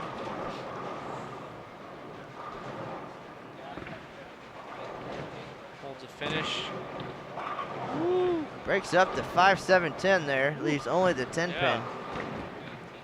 Well, he liked the shot with the hold at the finish there, but a little light. Lucky to kick out the 7 there. Oh. I think Todd, his first ball of this game, he went dead flush. He's got a good look, but I think they're breaking down him. I'm not sure if he's moved much. I haven't watched his shots very closely, but his game looks like he could probably keep bumping a little left. That's the tough part of bowling in this environment is staying on top of the moves. You get if you throw a couple good shots in a row, you just want to stay there and keep doing it. and it just, you got to stay ahead of the moves. It's so hard. I gotten some words of wisdom over my time bowling this tournament. I was lucky enough to bowl with Hall of Famer John Gaines one year here. I think it was 2007, if I'm not mistaken. And he was telling me a story of when he was bowling with Tommy Jones, and he basically said, I got him lined up and I said, you will move one board left with your feet every single shot. And he had like the front 9 that game.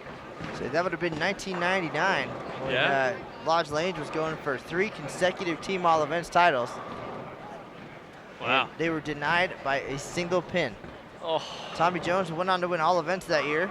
Wow. But yeah, Lodge Lanes, 1 pin behind Bill Orlikowski and the SMB guys. And or at that time, it was Dan Ottman Enterprises, I believe. Wow. Nice mix of players there. Yeah. But yeah, 1 pin after all that. And he bowled 299? You said Tommy bowled 299? Tommy won all events. Oh, okay. Well, 299 was in team. So I thought he said, my apology, I thought you said Tommy bowled 299 in team that year, and they lost by 1 pin. Maybe would have bowled 300. My mistake. But yeah, either way, you know, going back to the playing the lanes, you know, that crew, Lodge Lanes is very similar to these group of guys here. Guys from the Midwest that have bowled this tournament for a long time. Like I said, I was very fortunate enough to bowl with them that 1 year. John and Kendra Gaines, Mitch, forgetting his last name. Mitch Jabinski. Good old Midwestern name. Yeah, those guys were great. They took me under the wing that year. Got very fortunate to bowl with them and learn a lot about this tournament. John, for anybody that knows John Gaines, just a very, very casual, pretty quiet, extremely dry sense of humor and hilarious at that. But man, I got to see some pure emotion of him bowling that tournament. Him and Kendra bowled really well in doubles. She whacked him, if I'm not mistaken, and you know, I saw some raw emotion from John that I probably had never seen before. Just kind of solidified how much this tournament means to people, and wonderful to see him a couple years later take home another title and then get inducted into the Hall of Fame a few years after. So pretty magical, and definitely fortunate that I got some education and knowledge about the game and this tournament from him that year. A lot of passion there, and highlight of my career, I can almost retire now knowing that I got a shout out in John Gaines's Hall of Fame speech. How about that? Here in Reno, so very cool to be a part of that. And you mentioned the Hall of Fame dinner and just all the history in that room. And it was no different that year. And good shot there by Sam. 2 guys very familiar with that, Sam Lanto and Todd Savoy, both USBC Hall of Famers. Yeah. Sam putting up a nice game here in his first game of singles. As Matt indicated, 8:15 in singles, you lose the wood quick. You need to start out pretty hot to give yourself a shot at that. How did Sam bowl in team yesterday? You have that around here? Sam Lanto, 629 in team, 658 in doubles. Okay. Ryan Burr, 659, 681. Yeah, good John ball by East, Ryan. 583, 574. Charles Bashaw, Great 666 shot. and 576. And our defending champ, Matt McNeel, 650 and 649. Simple math, needs 823 here in singles to get to the top of the all event standings, and that also would make him the singles leader here in 2016.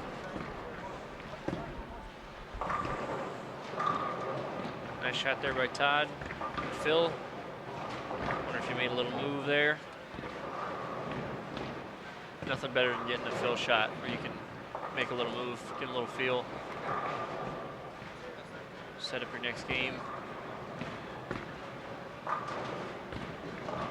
Sam actually crossed over around 13-14 at the arrows there, which looked a border to right where he was before. That ball just kind of floated by. A great game. Sam Lanto 244. Start off singles here. And the swisher for John Ice. Not the start he was looking for. He's gone to a little tighter line here, it looks like.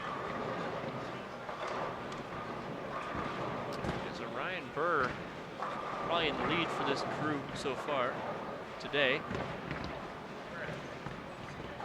Right around 15 there. Yeah, dead flush. Yeah, he's got a really nice look.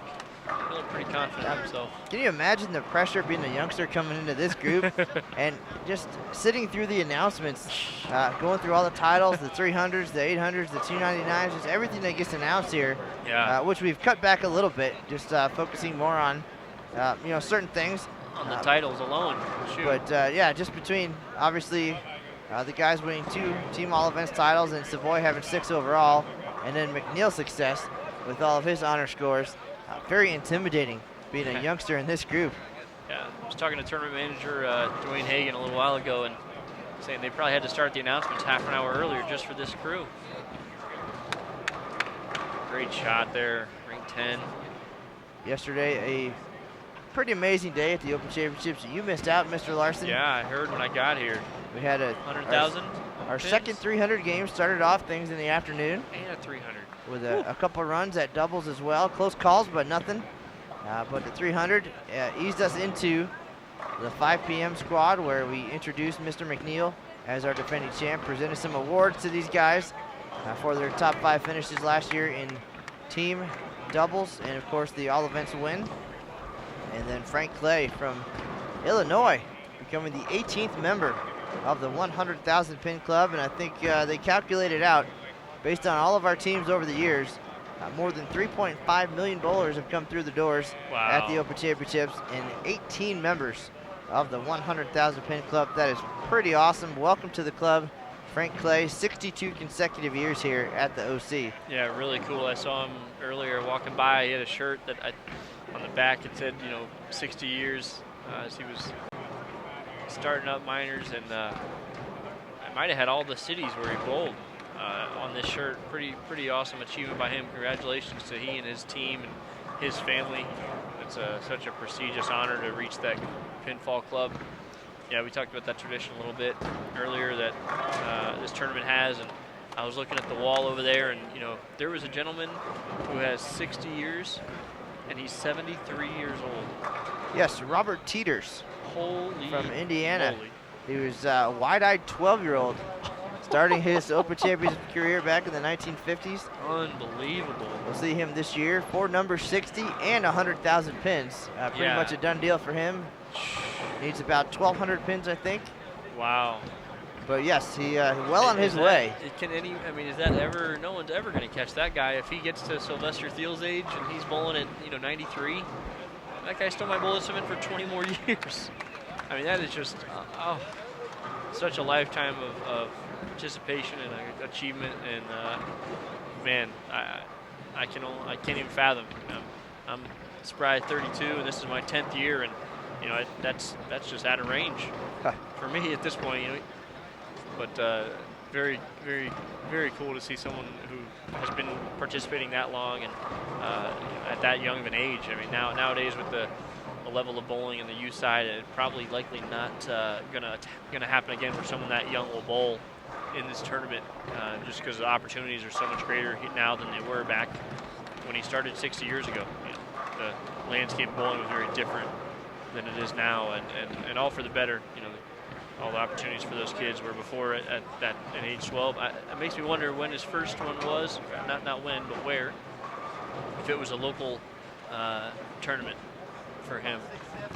I could check the year at some point. Off the top of my head, I want to say Fort Wayne, Indiana in 1955, but he missed a couple of years being in the service, I believe. Okay. Otherwise, he'd be consecutive.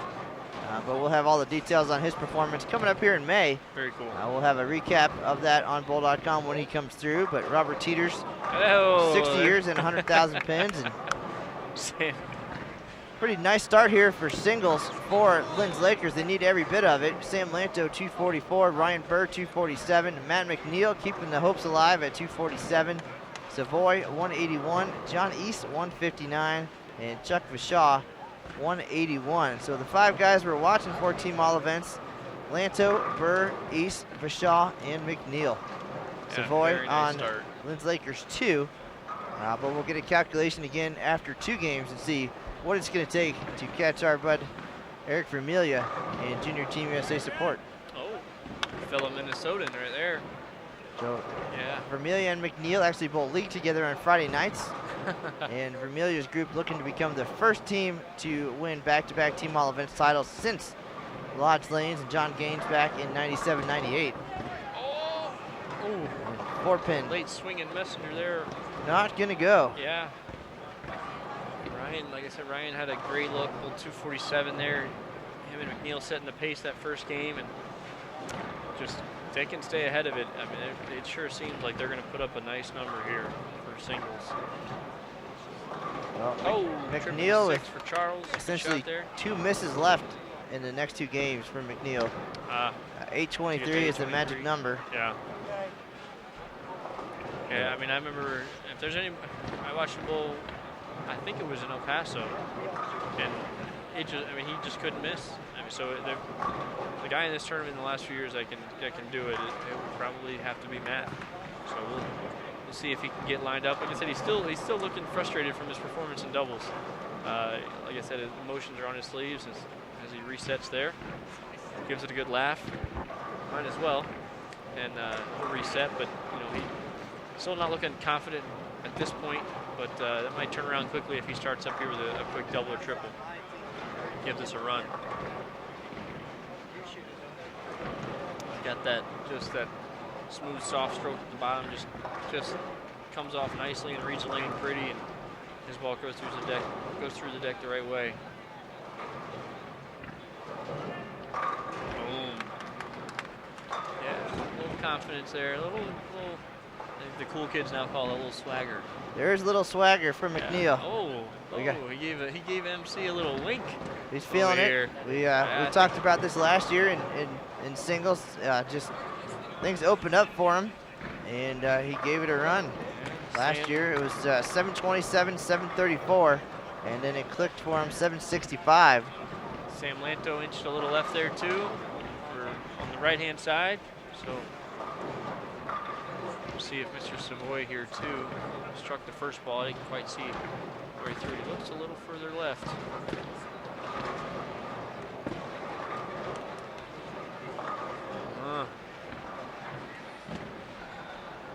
Goes high, leaving the 610. Ryan up here in the left lane. He was crossing around 15 at the end of that last game. And maybe a board left, but yeah, he comes up high. He might need to go another board or 2. Yeah, it's much easier sitting back here to watch it and say it. So I'm not telling these guys what to do by any means. I know, but it's much tougher when you're the one that's got the ball in your hand and you're on the approach to make those moves. Well, Mike, with all the individual success Mr. McNeel has had, and I know it would mean more than anything to bring the team along for the ride. That team event, pretty special, something they work very hard for and look very forward to each year. And then team all events being the big one, the marathon, 45-game pinfall total. Got off to a good head start last night, 31-87, and now plugging along, trying to make it. And just need 670 a guy will get it done here. Oh, wow. And they are well ahead of that pace here after game number 1 and looking good here in game 2. Yeah, those top 3 right there alone, these guys look like they're all going to bowl 7 1/4 at least, so. And we saw with Vermilia's group, they struggled through doubles. They were able to grind out plus 39. Oh, he likes it. The light swisher for the double to start game 2 for Matt. So Vermilia's group plus 39 in doubles, and then average 230 apiece in singles to get to that number. So they really opened up for them. That's part of the strategy, is to get them to where they're nice later on. And they're looking pretty good here through 2 frames. Yeah, so didn't even realize that Savoy is not on this team. Bringing in the young blood with Ryan Burr. Yeah. They gotta like seeing John Ice and Charles get on the board there with a double to start game 2 after a struggle at the beginning. I'd like to see them put together a big game 2 here to put themselves in position for that team all events. Spent a lot of time talking to these guys over the last 12 years, and a lot of close calls in team and team all events. Great shot there by Lanto, and you can see they're starting to feel loose. And you mentioned McNeel swagger and the wink. That just means that he is feeling it. That's his style. It's just a matter of those corner pins cooperating. Yeah, same. I mean, a lot of these guys from Minnesota are very charismatic on the lanes and show a lot of emotion, which is always fun to watch.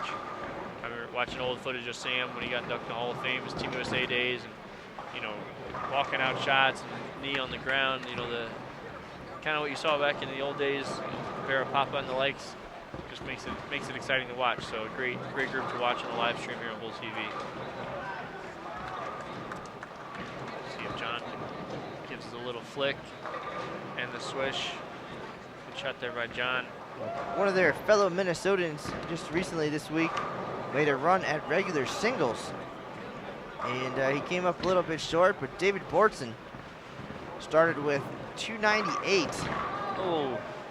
and 233. Had a really good look. Missed back-to-back single pins in game 3 to finish with 757. So he could have struck out there and got the lead, but great start. And Minnesota very well represented this year in our standings, as always, and trying to make some more moves here on this Sunday afternoon. Thank you all for joining us. Shot, Charles. This is Matt Canizawa alongside USBC's Michael Larson. Live coverage of the 2016 Open Championships at the National Bowling Stadium in Reno, Nevada. If you do have any questions for me or Mike, go ahead and drop those in the chat room. And any thoughts about what we're seeing here, feel free to share those. Good question. Can you show lane 31? Unfortunately, not how it works. Our featured pair today is 23 and 24. But if you go to the scores section of the Open Championships page on bowl.com, you can check out our live scoring and see how the folks on 31 and 32 are doing right now. Just had a thought. So I went over there and practiced for a little bit, and Jeremy Sonnenfeld was over there bowling the Bowler's Journal. First 900, Mr. 900. So I don't think I'd ever seen him bowl before, but got a great game from Sioux Falls, South Dakota. Ooh. Yeah, Matt thought it was a good shot. He looked real confident out of his hand. The ball came a little high, but yeah, saw Mr. Sonnenfeld bowling down there. Saw all kinds of celebrities in this place. Sonnenfeld took they had the doubles lead last year for quite a while in El Paso. And always a threat. He's got a title here, 2001 Team All Events. Oh, good shot, Sam. He's inched in a little bit. I think that crossed around 17, 18 at the arrows. That soft hand, letting that ball just make its way back to the pocket. We also talked earlier about our two-sport superstar, John Burkett, in town, bowling the Bowler's Journal last night. Yeah. Major League pitcher turned PBA 50 standout. There's a couple of guys, if you're in town or coming to Reno, you want to see how they're playing the lanes or just see how they do, this is the weekend to be here. And if you're nearby, you can get here by 5 p.m. Mike Larson will be taking the lanes. Yeah, no pressure to watch that. Good shot there, Todd. You'd like to get a couple going here. Let's see if Ryan, after ball 2-4, he goes 9, 8, 9. See if he's moving in. Yeah, quarter 2 in. Still goes high. 3-6.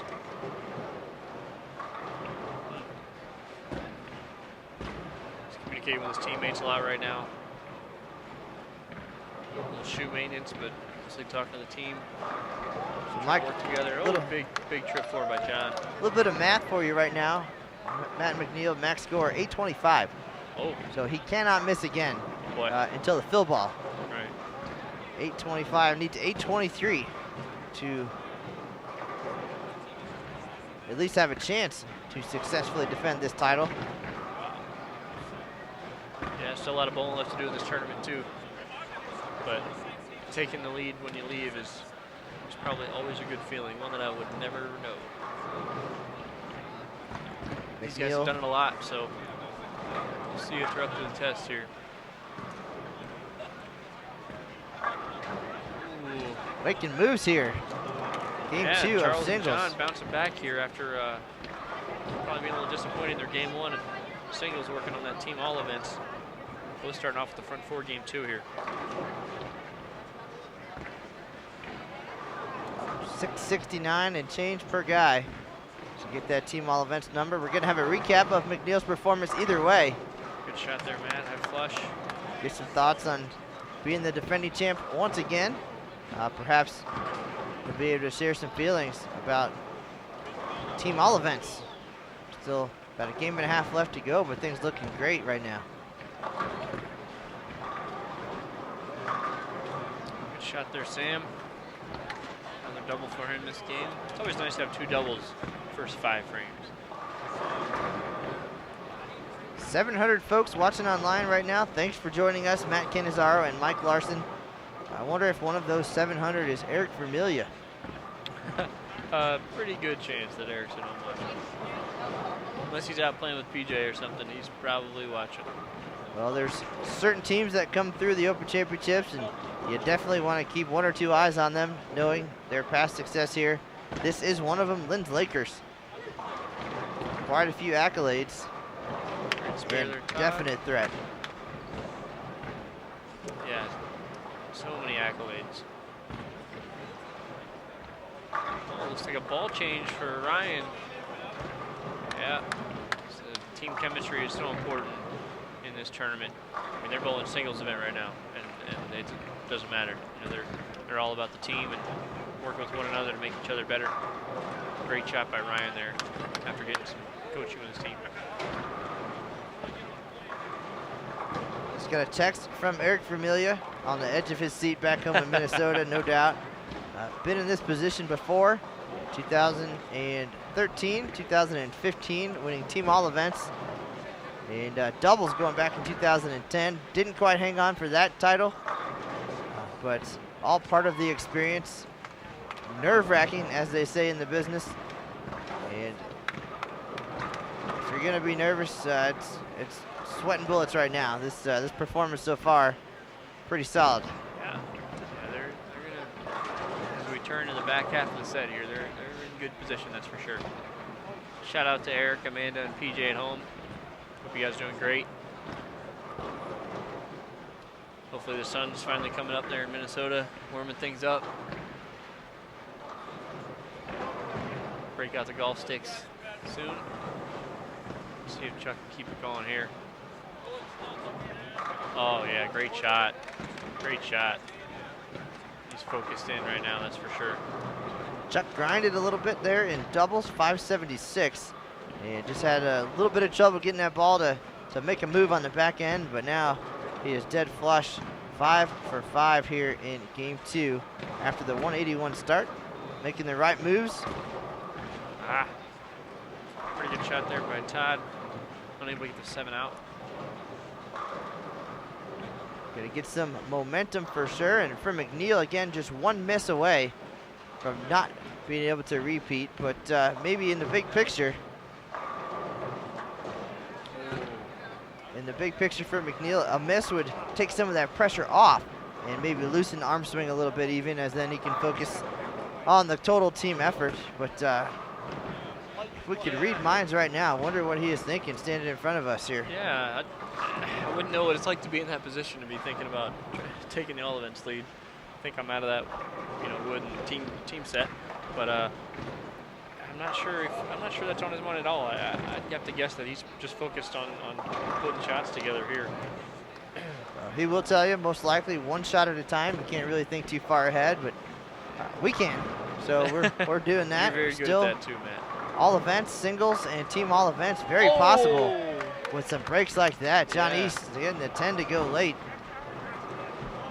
And he's got 5 out of 6. Yeah. Good shot there by John. Welcome to the party, Mr. East. Flat dime for Ryan Burr. Yeah, like I said, Ryan had the great look that first game. Lanes of transition a little as they moved to the middle of game 2, and had a tough time carrying them all here. Charles at the front 5, going for 6 here.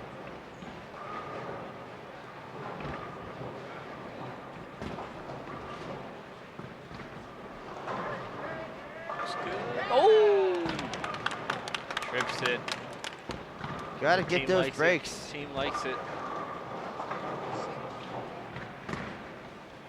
McNeel and Vishal work very well together, feed off each other, and great communication. All part of it, and that starts way back in February, and a lot of team events up in the Minnesota area, and always posted on Facebook about the different events going on, and some combination of these guys and Scott Pohl and some of the other Linz guys in the area. Yeah, they bowl a lot of events together. Gets them ready for this. Staying busy and great chemistry just in the whole area. Vermilia working his way into that group as well. Reset. McNeel, 247 start. Needs them all. 825 is his max.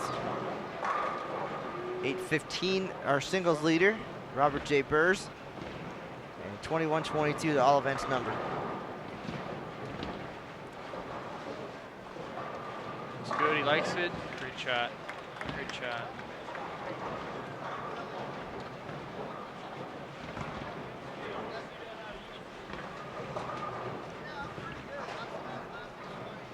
So McNeel looking at least another 2,000 all events total, and for most of us, that would be a career achievement. Yep. And for him, Come on back. Great shot there. I think his goal, while most of us aim for 1,800, he's aiming more at 2,100 or 2,200 even. Shot there, Todd. Yeah, those expectations are something I like to keep low in this environment. 1,800 is definitely my goal. Anything close to that's going to be good.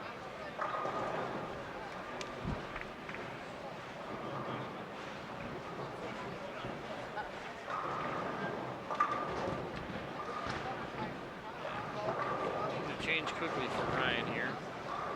247 start, trying to find the right ball reaction. Hang on. Breaking up the splits here this game, that's for sure. So then they're filling frames. This team doesn't miss spares. That's one thing that I've noticed in sitting here. They're on top of all of them. Got to be if you're going to get to a team all events title. A lot of frames to fill. We've seen the Linz Lakers shoot 10,000 here before. They can string them together. Also stay clean, as you mentioned. They won back in 2006. I believe it was in the 98 range. Wow. So a little bit of a grind, and always right there with the pace. This event kicked off March 5th, and the 129-day run will conclude on July 11th. So still a lot of bowling left. We're going to be wall-to-wall most of the way now. 8:30 squads every day from now until. Pretty packed. Big team squads the rest of the way. That's great to hear. Good run by Charles there with the front six. That game comes up with a light 7 pin. 7. Here's McNeel looking for 4 in a row, and 6 out of 7. Needs every one of them. Good shot, good shot.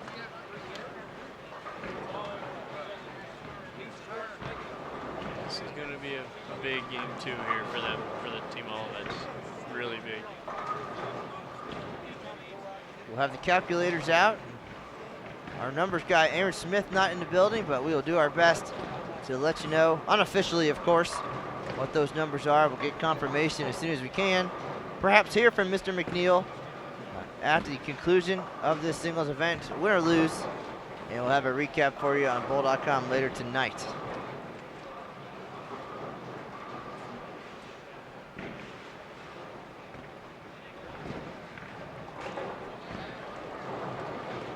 The word must have gotten out. Our numbers climbing now up to 730. Yeah, we want to tune into the finish. Oh, Sam with a poor shot there. Stone 9. Yeah. Disappointed himself, but that's actually a pretty good outcome. A shot that you don't like, gives a little head bang. Yeah, they do, of course, take this very, very seriously, but the Linz Lakers have a lot of fun along the way, always laughing and talking, and there's always next year, just like the Cubs. Cubs fans are feeling pretty good. Matt and I both being baseball fans, and more specifically fans of the New York Mets. Had a great year last year. Definitely got plenty of Cubs friends who are enjoying the start to this season. Well, Mike, these guys are so laid back, in fact, that when they won back in 2006, and it was time to call the champions to let them know it was over, Sam wasn't worried at all. At least didn't show it. He was out taking a leisurely stroll, walking the dog. No kidding. He was out and about, and got the news. And another great shot by Burr, and the 8-pin not going to cooperate. He seems happy, though. So him and McNeel were chatting about ball reaction before this shot, and he's even getting, him and Chuck still talking a little bit, but I think he's finally got the motion he's looking for there on that ball. Made the ball change to a strike, but then struggled carrying there, and so I think he's found a little trick there. So I think they definitely want him getting lined up for game 3, that's for sure. We can go 240, maybe like, 192-0 here, and then put a big finish on. They give them that run at the team all events. Well, they had a shot at the team event last night, going into the 10th frame, I believe. I heard that. Yeah, they had a big game 2, if I'm not mistaken. Pulled like 11 and change. 11:64 game 2, 10:32 in the finale. But game 3, Ryan Bird 9 spare 9 in the 10th. John East 7-1. Yeah.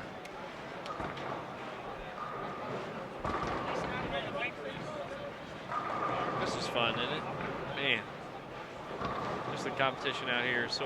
Just so fun to be a part of. We got people lined up against the wall behind us here watching. They know what's going on.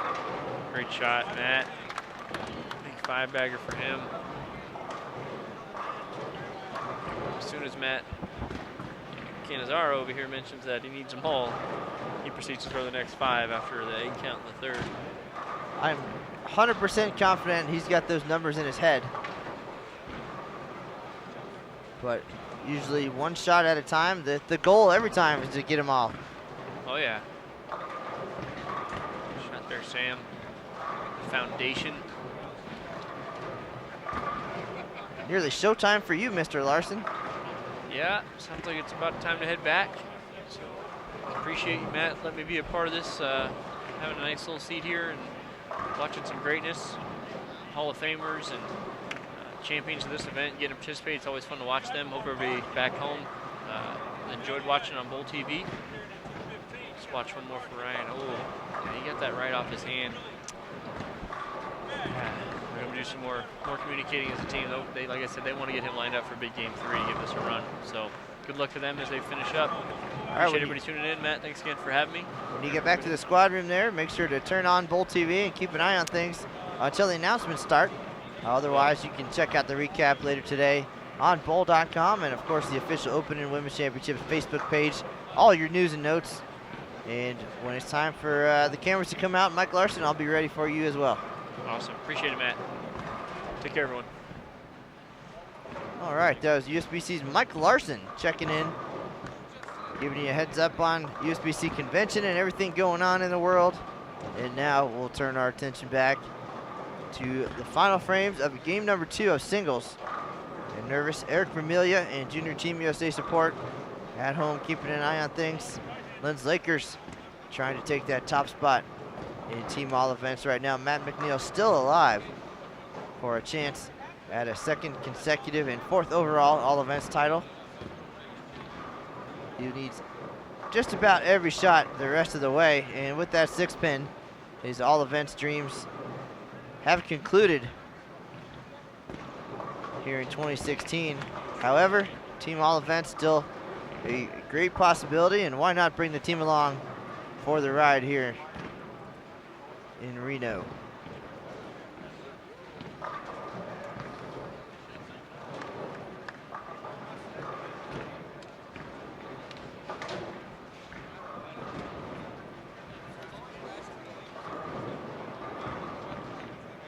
So max single score for Matt McNeel, 804. Max all events, 2103. That would be good for 2nd place overall, but not enough for a repeat performance. He's peeking at the leaderboard right now off camera. Now again, maybe with a little bit of that pressure off, the arm swing loosens up and team all events becomes even more of a reality.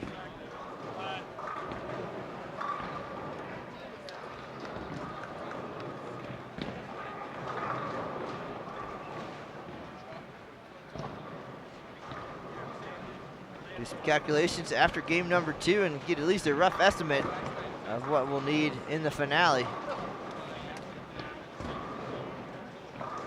Ninth frame didn't go so well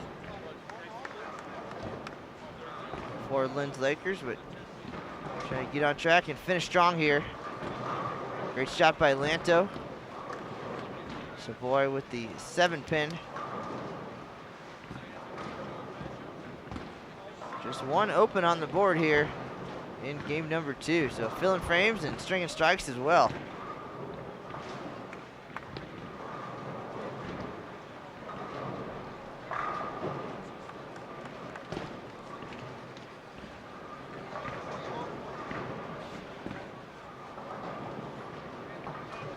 Full house right now, 1 through 60 on this 1 p.m. doubles and singles squad.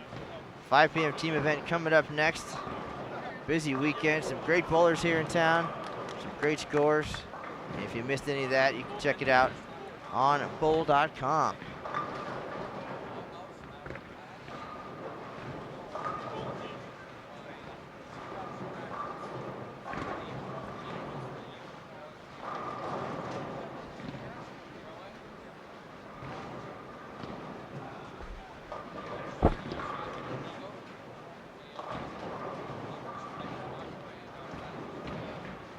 So Savoy, a clean 194 here in game 2 after the 181 start.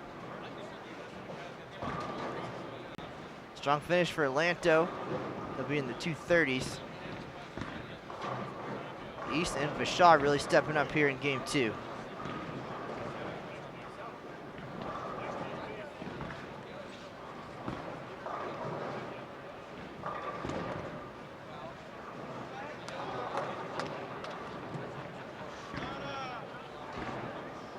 Appreciate everybody sending some thoughts in the chat room. Mark London chiming in.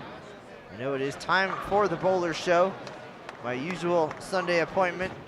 Gonna miss that one this week as we are here watching this team all events run.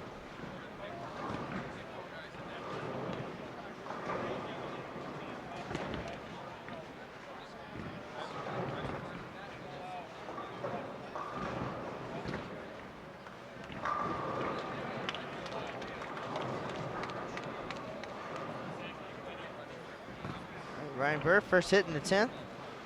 236 finish for Lanto, 194 for Savoy.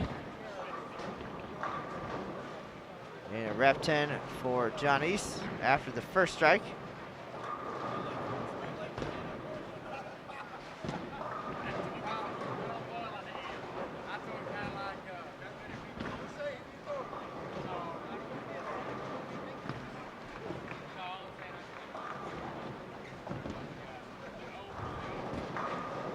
Two good shots for Burr in the 10th.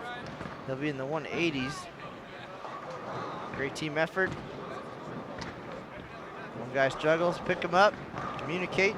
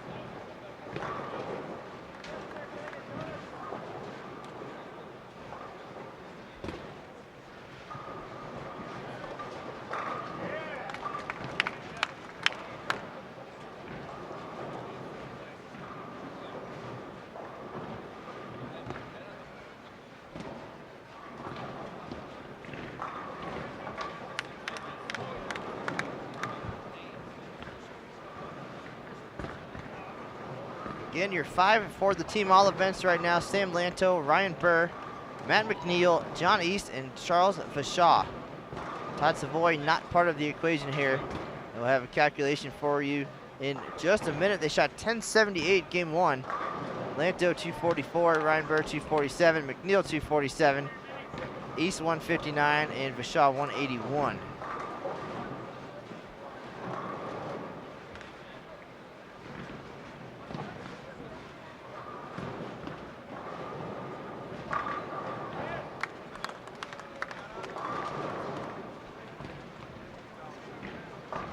Making moves here in game 2. Lanto 236, Burr 189, McNeel a pair of 247s, John East 225, 258 for the southpaw Vashaw, 11:55. Just double check that math. We'll have a final number for you here in just a minute as game 3 about to get underway.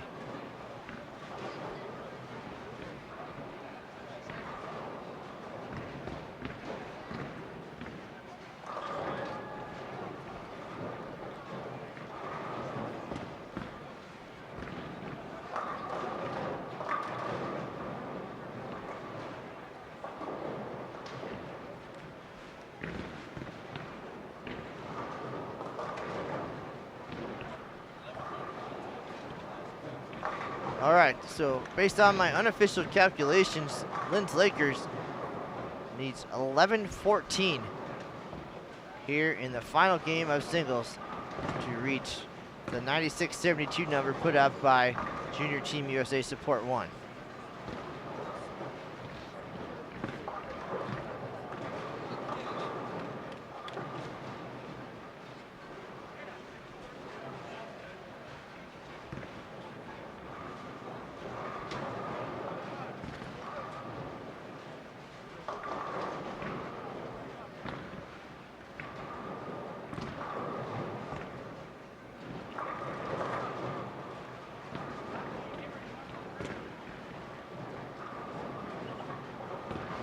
Again, 11-14 to tie, 11-15 to take the lead.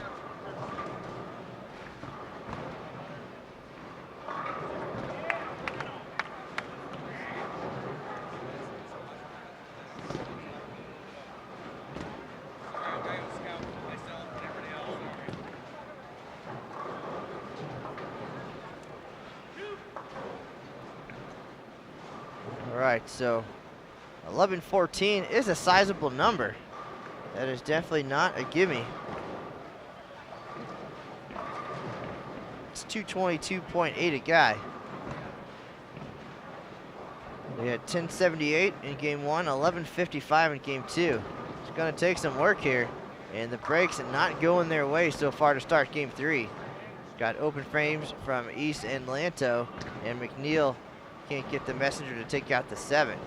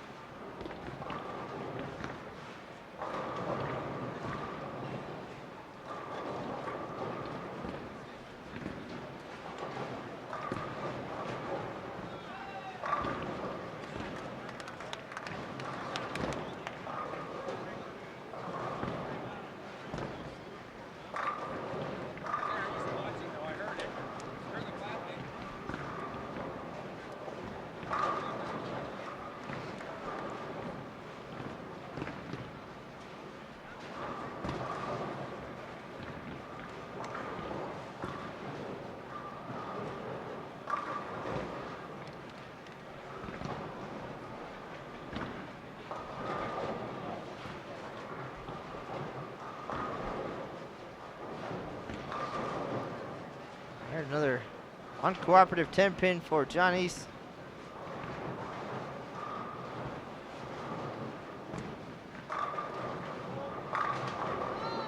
That 8-pin, we've seen that so many times. One too many. Great shot there by Ryan Burr. We saw Lanto leave the same 8-pin with a chance at the doubles lead earlier today. But, as they will tell you, they had a lot of breaks, a lot of trips, a lot of things go their way too, so it all does even out. Definitely doesn't make it any easier to see shots like that not get rewarded.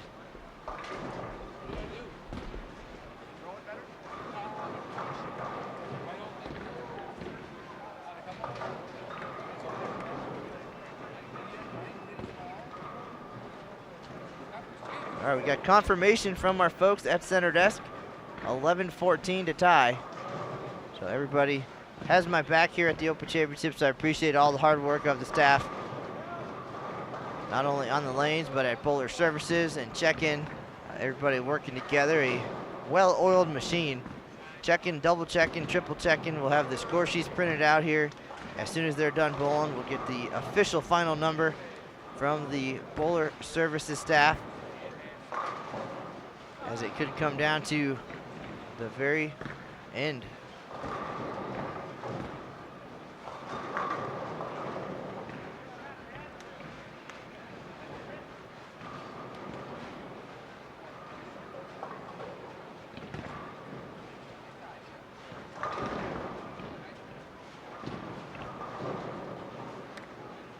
Lanto and McNeel still can make run here at the top 10 in singles.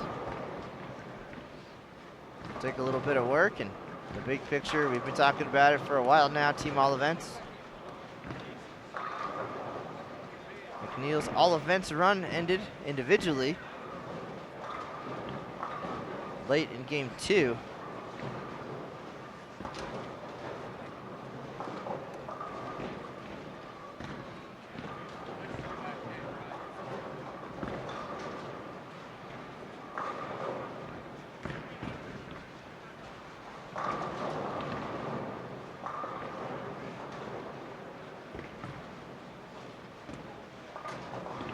See if we can catch up with McNeel when this is all over.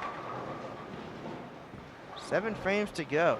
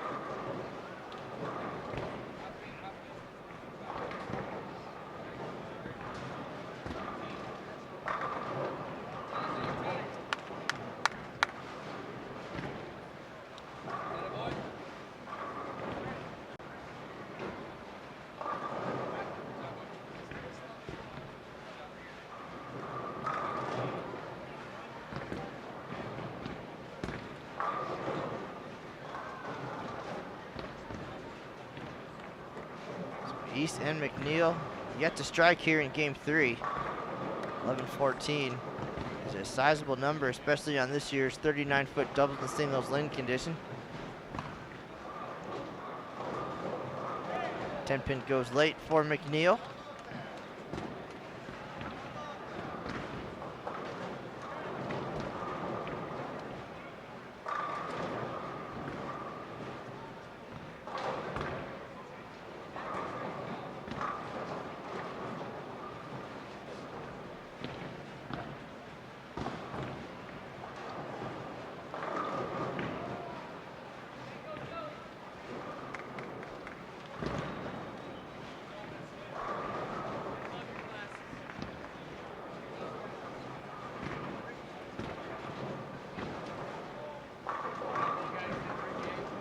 Shot for shot, great shot there. 2 for 2 on the right lane.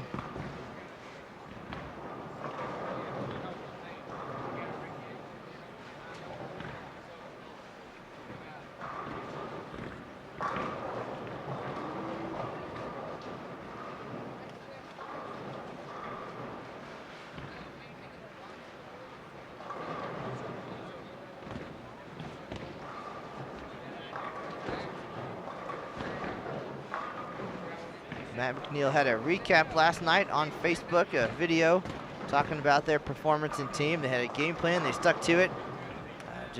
For him personally, didn't execute as well as he wanted to, and missed a ball change possibility in game 3.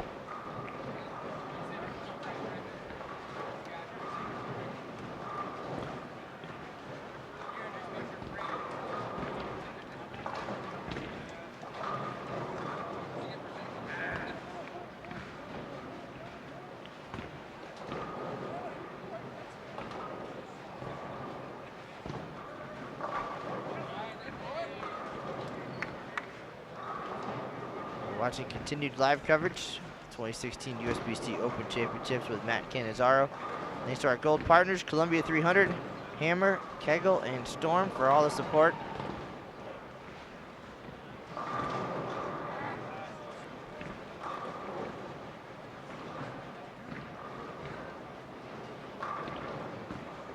Got the calculator out, 11:14 is the number. I think Eric Familia would be okay with that.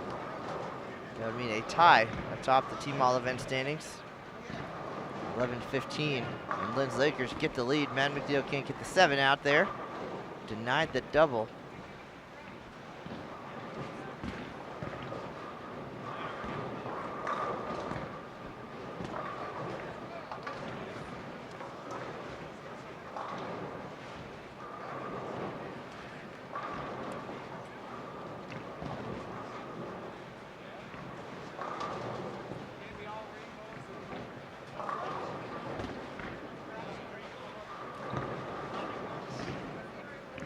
Still a couple hundred pins to play with here as we near the halfway point of game 3.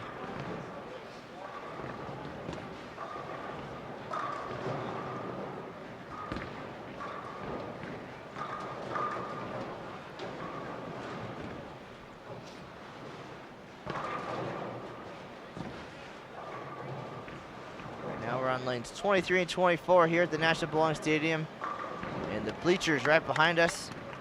Big crowd up top there to see Charles Vishaw trying to make this thing happen for Lynn's Lakers.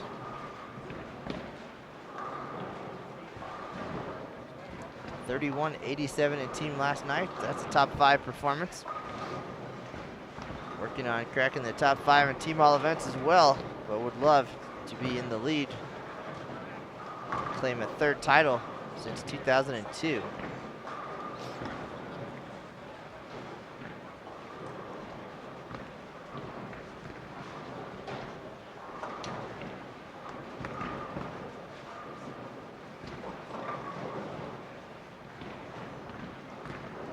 No go on the 7-pin for Lanto.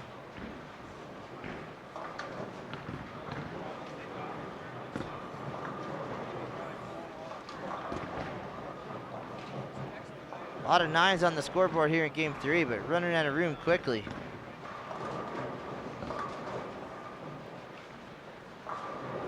Our singles leader in all events, Robert J. Burrs, Painesville, Ohio, is going to be safe for today.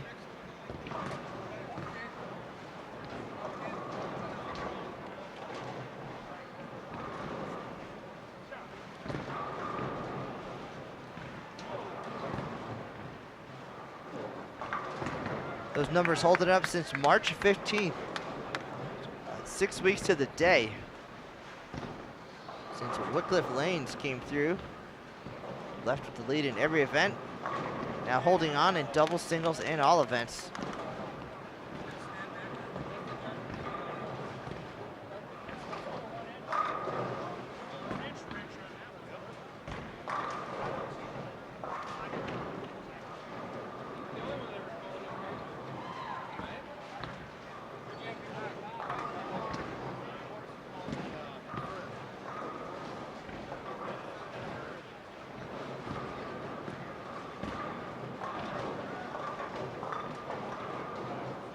Shaw,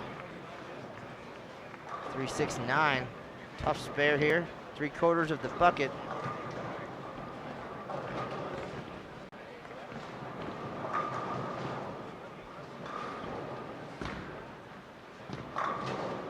McNeel back on track.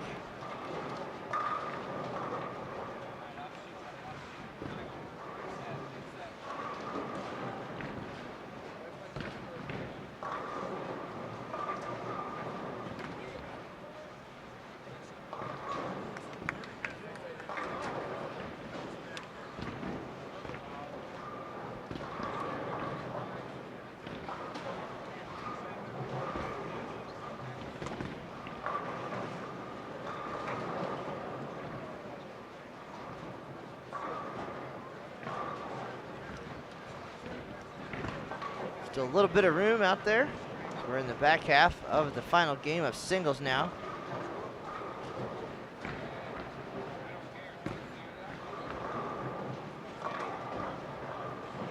Lanto light. Leaves the Aaron Smith, the 4-5. This is a very tough spare, unless you have that much practice at it.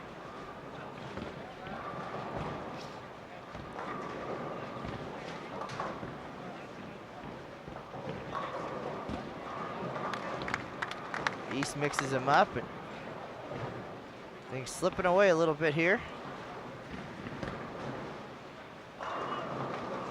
Lanto only able to get one.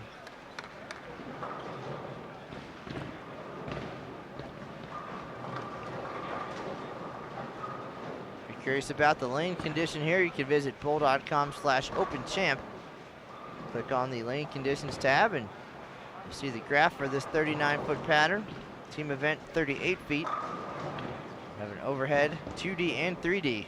So you can see what these bowlers are competing on here at the 2016 USBC Open Championships.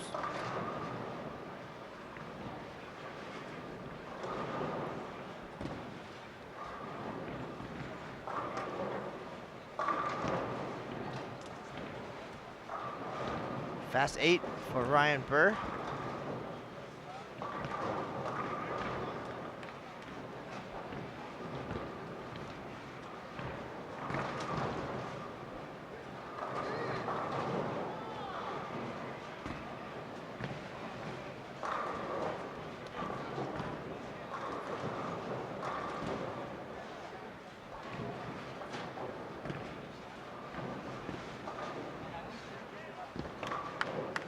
Next score for Lynn's Lakers, 12-23.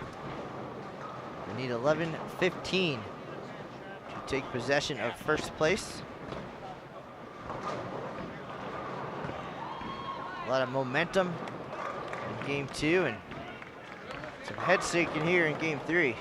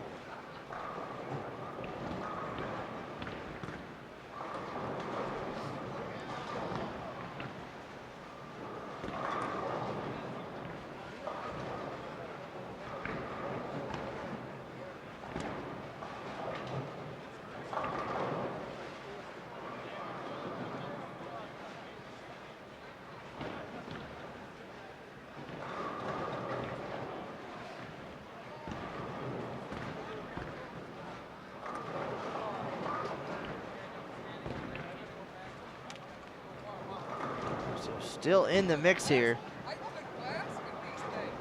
with 4 frames to go.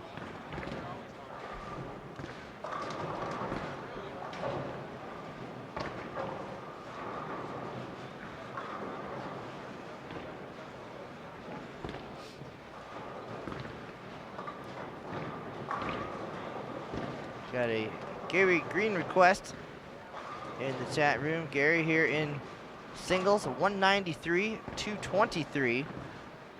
And they're in the 7th frame. He still has a shot at 269 here in the finale. Overall, 545 in team event, 602 for Gary in doubles.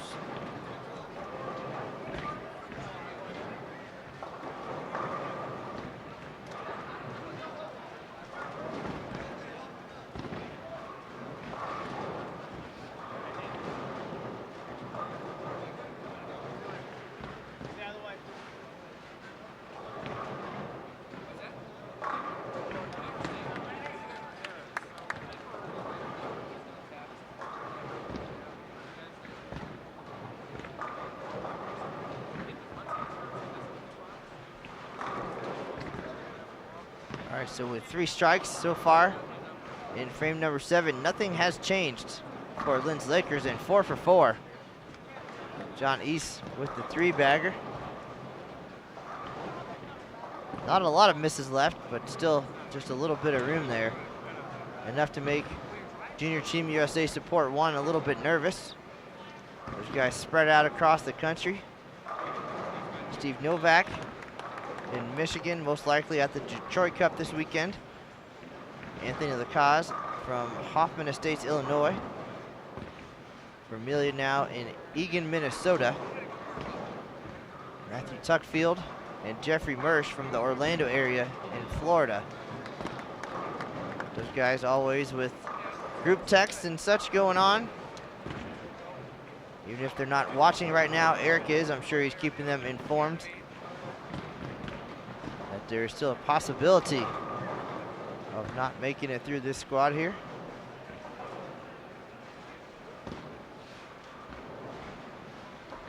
There's Lanto up in the 8th.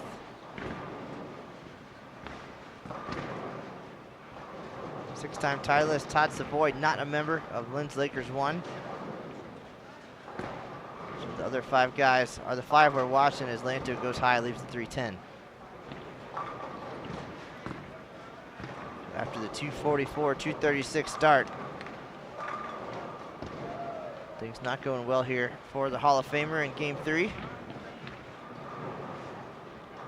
Tough spare, baby split.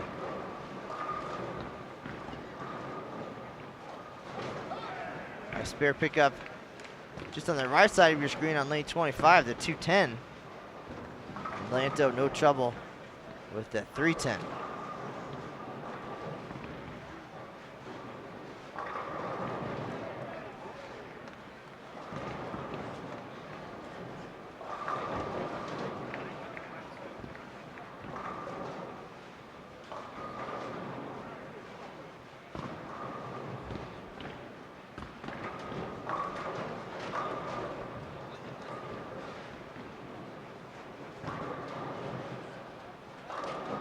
All right, max score right now with McNeil's open frame there in the 6th, 1150. No room for error here for the Lakers.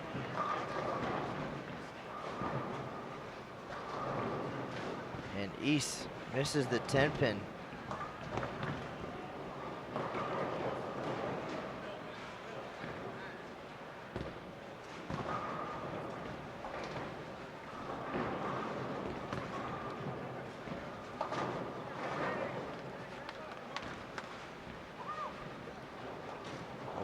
.38, all they can get to, they need 11:15. McNeel got that one in, but it held for 10 back. We'll calculate as quickly as possible. Appreciate everybody's support and patience.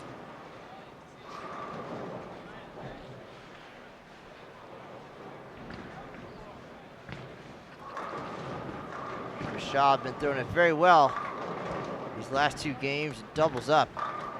Huge double for the 3-time champion.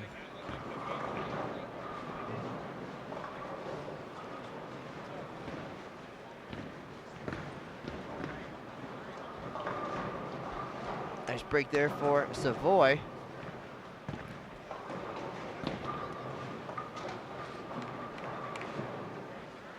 pretty much the stage is set here.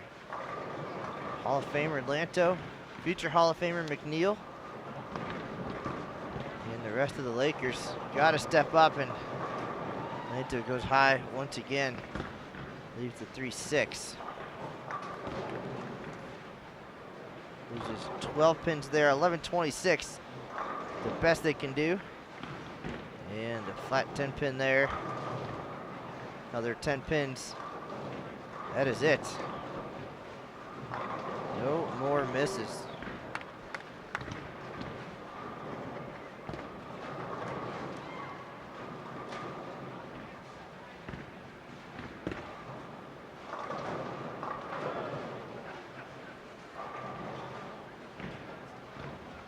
$11-16 is all they have left out there.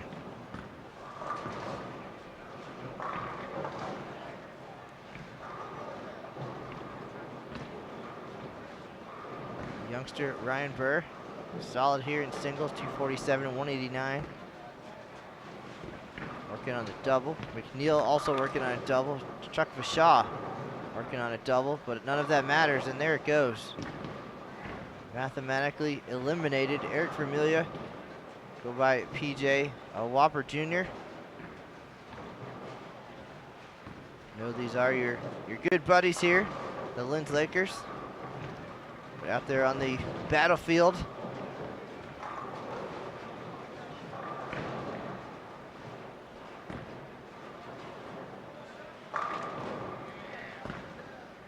I'll be friends afterwards when Eagles are on the line. You know, Junior Team USA support would have been happy for the guys, for anybody who was able to surpass their score of 96-72. And vice versa. All these guys would be thrilled for the winning team, no matter who it is. That is the definition of a true champion and great ambassadors to this event. All these guys.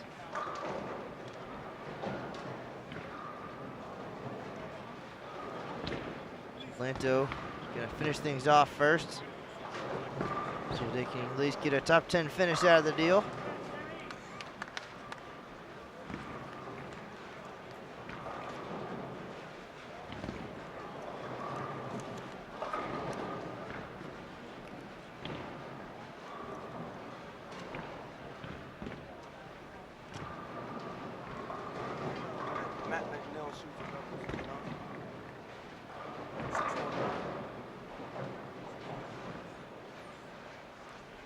And McNeel with the 7 pin.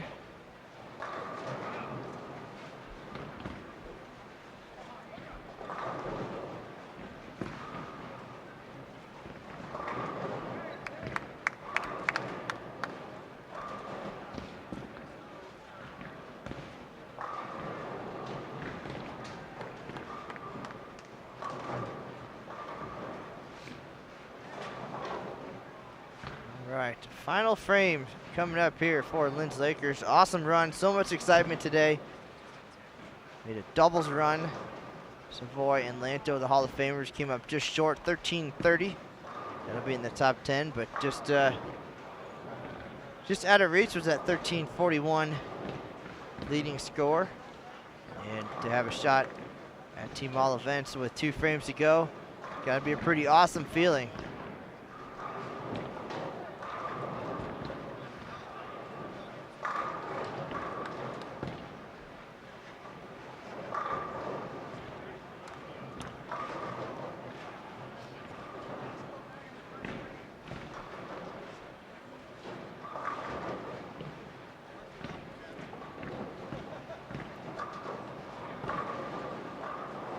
Appreciate the kind words in the chat room. And everybody for tuning in today. We'll have the final tallies for you in just a minute. Unofficial, of course. You can find the final recap on bowl.com later today. 663 for Mr. Lanto.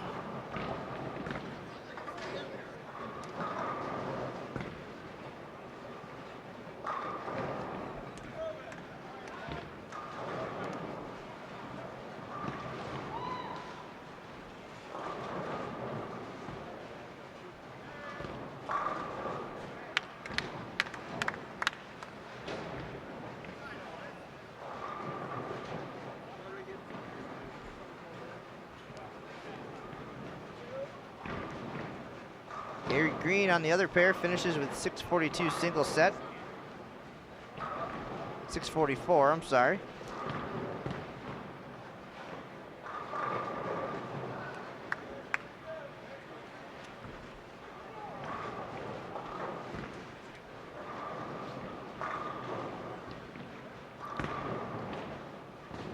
Todd Savoy, 601 in singles.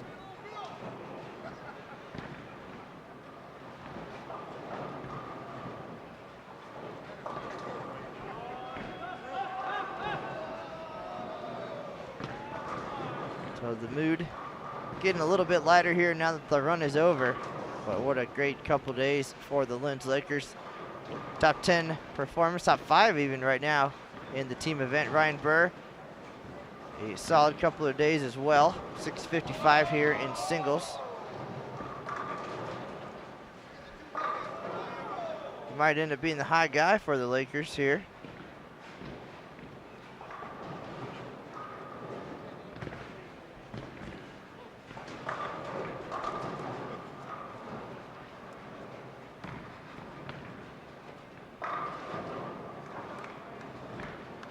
Ryan with 21.38 a couple of years ago as his career high here in Reno 2014. So not quite there this time, but a great effort here.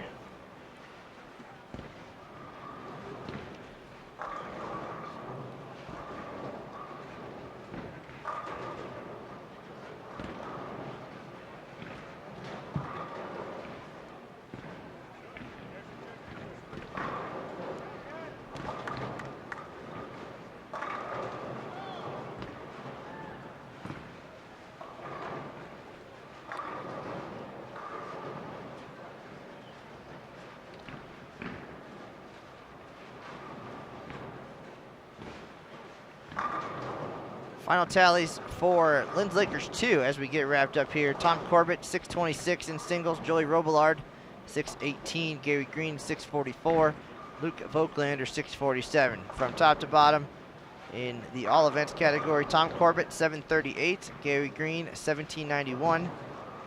Joey Robillard, 1768. Todd Savoy, 1886. And Luke Voigtlander leading away at 1886. McNeil's 2016 Open Championships comes to an end with a 690 single set. Get a final tally here for these guys in just a moment.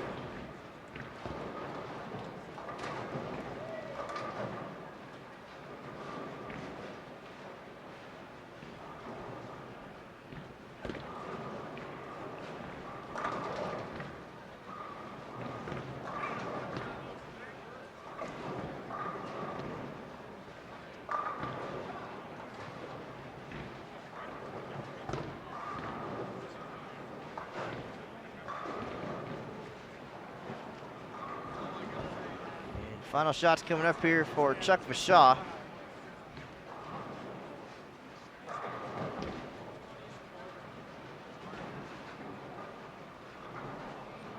See if we can't get Mr. McNeel to join us here. Unofficially 1989 for Matt. Believe it or not, that's his first 1900 at the Open Championships. Had 3 1800s, followed by 23, 22, 22, 2-0, 2-0, and 22 again.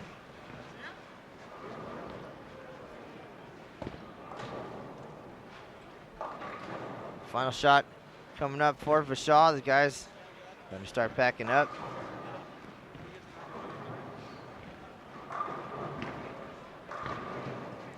And here it is, final shot of the year for the Lakers. Flush for Chuck. 662 single set.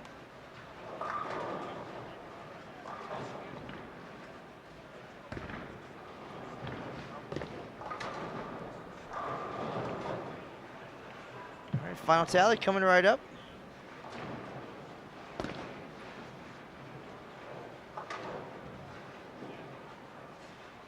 that note, time to put them under the house, John. And right where they are. Dumpster fire somewhere?